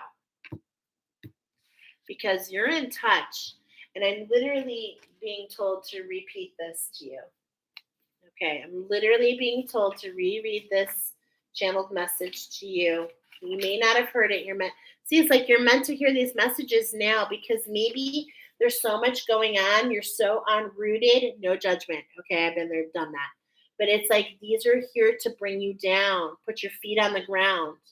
To receive and weave is an honor on her, a labor of love, a testament of strength and condition, a rendition of care to share, centered and balanced like a tree waving in the wind. Rooting, begin, for there you shall see destiny's door forevermore calling your name. No shame, no blame or disdain. Shoulder, mold her. Mold her, no longer cold or hot to the touch. In between you are, not from, not far from the knock you've been waiting for. Knock, knock, knocking on heaven's door. Ah, ah, ah. The number 23, the Michael Jordan, being pulled into a different structure to learn something all about how to reimagine who you are. This is what we're talking about. This is where we're going. This is related to this. Okay? Mold her. And I do believe there might be something in that Blue Whale Oracle. You can just look on my page. It's in Sparkle Wisdom folder. Yeah. I was feeling this. You're like, it's like you traveling your home and you're just like navigating the solar system, learning the school. You're tapping into things that you've learned about other placements. You're seeing the connections of all the cosmos, and you're bringing this in and to help others to understand how to build their home atop of who they are. Wow. It's really a gorgeous message. Are you feeling the vibration here? I am feeling it. Wow. Okay, so this is coming in, your soul song. How can we learn from the Leo vibration? How can we see that we're special, that we don't need to shapeshift and prove ourselves, that it's not about what we present to him? And I'm saying this figuratively. It's not about what we present, it's about who we show up as. Okay, what I mean is it's not about what you put on a silver platter in front of this lion. It's about who you show up as. This is what I'm getting. Okay, this is the magic. This is what's going to bring you in collaboration with this energy to overcome, because I'm feeling a shadow here. Okay, and it's like, hey, as long as you know that everything is within you, that your home is within you, there's no place like home. You can face anything that any shadow. It doesn't matter. It doesn't matter. This is the shift in front of you. This is what you have, your breath, to breathe through it, to get through it so that you can morph this new structure. Okay? I was talking about the cabin, the home. And here we've got green tourmaline talking about the soul song. Okay? That's what green tourmaline talks about. It talks about the magic of your soul song. And many times we're not understanding what this is until we step into it. It comes out of nowhere. It's like this bellow, right? It's like the whale. Okay. Sorry, that's my whale. And it's like it doesn't connect. And then boom, We grab on just to the right thing that we needed, and it allows this immersion of the structure, and it allows not only that you have your home with you, but allows you to continue to build that cabin. Okay, I'm really feeling this could be related to work, and I'm feeling the cabin is an addition to your home, your existing home. Okay, so let's see what's the activation at hand. We're talking about the activation at hand to bring you to your true north. Okay, and I'm getting, see that rainbow? The bridge from and to. I'm feeling the eclipse. Okay, I'm just going to say it again. So, what's the activation at hand? There's that inner earth. Okay, we've got the earth magic. Okay, strength and security, laying the foundations, not being in our head, not being in the air, being on the earth, being grounded. It's coming in again. Okay, coming in again. So make sure you really take time to root. Okay, the divine matrix, the flower of life. Oh my gosh, this is so authentic for you. This is your divine sacred mission, my friends. Truly, it is. It's a synchronicity, God incidences, interconnectedness. Allow the synchronicities to guide you. If you're going to grab onto anything, grab onto the magic. Grab on to the things that you know are for you, because the cosmos are bringing them into your world for you to recognize. The Earth Star activation, you're probably already seeing this, okay? Because we've had a collective Earth Star activation, but many of us are stepping into this collaboration with this activation, growing where you're planted, and it's like it was just what you needed. I'm hearing it's just what you needed. We've got coming in here, the magic of your North Node is talking about Anunnaki light codes. Energetic shift, new information, the end of a cycle. Now, I'm being told not to, it's funny because I'm being told not to read this because what wants to come forward here is a very particular message. And it's about the climb, about climbing to the pinnacle. And it's like you've climbed your mountain. You've learned from that evolution, and now it's time to step into something new. The Anunnaki, I'm making no judgment, but it's like there's this whole idea of what they stand for and what they don't stand for, and it doesn't really matter because it's like you're ancient. And this is why you're stepping into this North Node. This is why the cosmos are teaching you school. You've reached that level of development. I'm getting that you guys you're stepping into this healing and you're building the cabin. And it's like, but you're not forgetting your roots. And that's why Abraham Lincoln came forward, right? And of course, he wore his tall hat. This is really interesting to me. Okay, let's continue. I'm being told not to read it for you, okay, but I'm being told to show you, okay?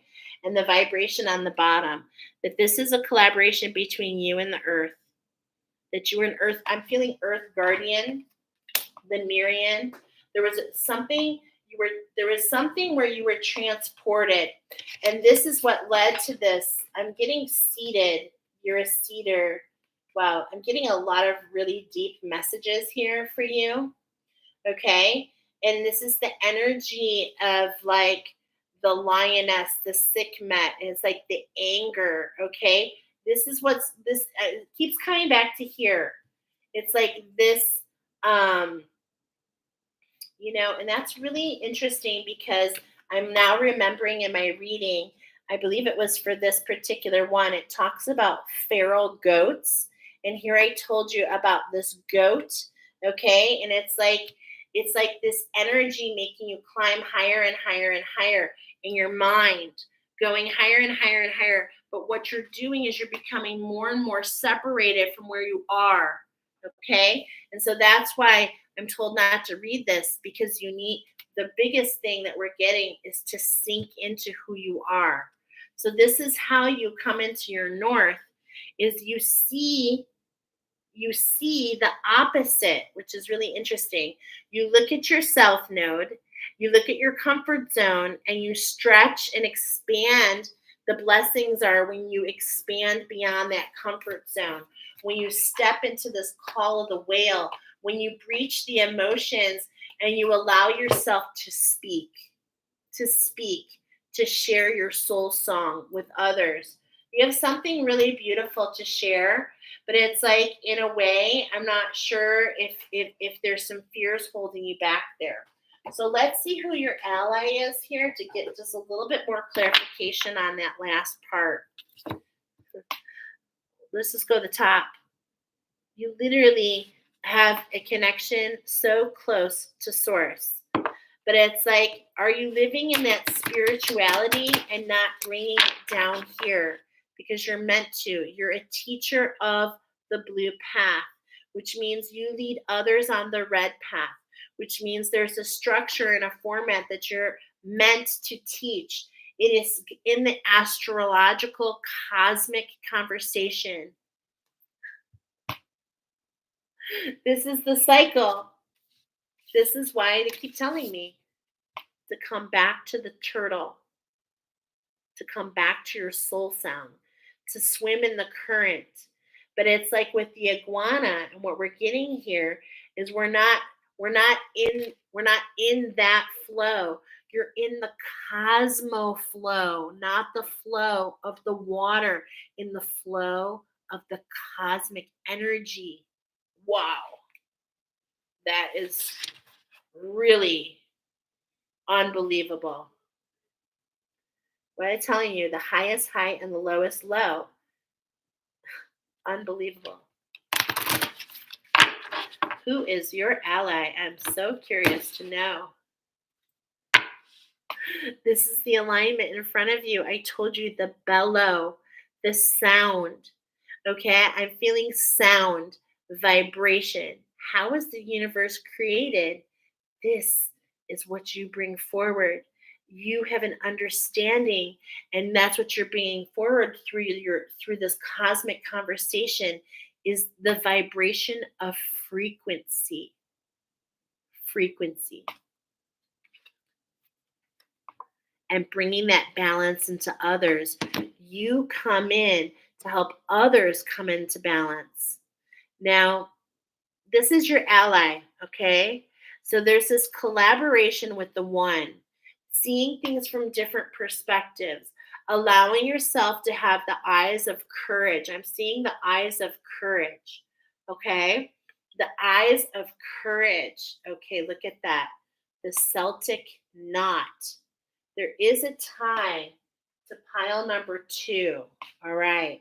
So there's a Celtic knot, undoing the knot, being able to hear your intuition, the shark's tooth, feeling, okay, the shark's tooth, which is telling me a lot. With that shark's tooth is telling me a lot about overcoming a fear. Okay, overcoming a fear, but also this magnetism. And it's like it just grabs. And this is how I feel that energy is going to come in. This is why the owl is your ally. This energy is going to come in and you're going to be able to grasp it, but it's magnetic. Okay, I'm feeling this magnetic, but you got to undo the knot first.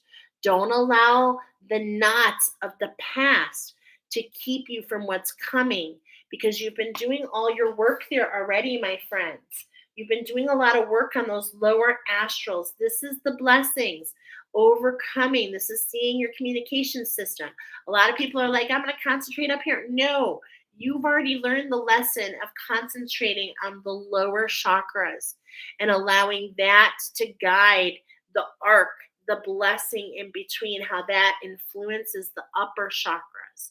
And the same thing happens in the cosmos.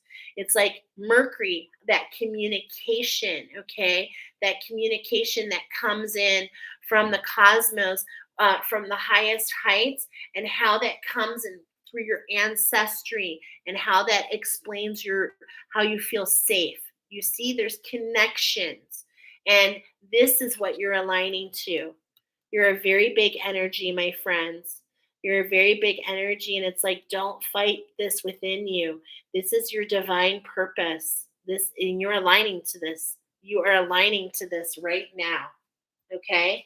This is so beautiful. We saw the one, we saw the eagle, we saw, which was a one, we saw the turtle, which was a 10, and now you're moving into the 11. Wow, just gorgeous. I feel so much there for you. And this is the alignment with what? This is what's in the middle with your north, the midheaven. Okay, the moose, the northern lights. I'm getting the northern lights. I'm getting that you're heading into a north. And this is and look at what's right below it, you guys. I cannot make this up. Look at this. Right below it is the whale. Please go and check out the Blue Whale Oracle. I believe there's a message there for you. Okay, a message about this shift that you're aligning to. And then look what's right beyond it. The animal wisdom. The animal wisdom of the iguana. Okay? So really, really, really just allow this cosmic flow and this energy flow. It's not the emotions, it's something different. Okay? Amazing reading. Thank you. You're so welcome. I'm going to leave it here. I'm so excited to read this oracle. We've been on for a while. I'm going to go back to my fam. I will see you guys Wednesday night, 7 o'clock. We're going to expand. I don't know how, but we're going to expand. I guess I'll find out on these messages that were brought in tonight and how it relates to the oracle.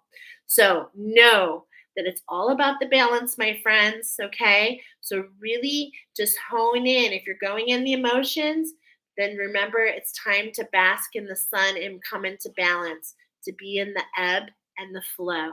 All right. To allow ourselves to let go and to go into what's in front of us. We'll talk to y'all soon. Stay balanced. Bye, guys. We'll talk to you later. See you on the flip.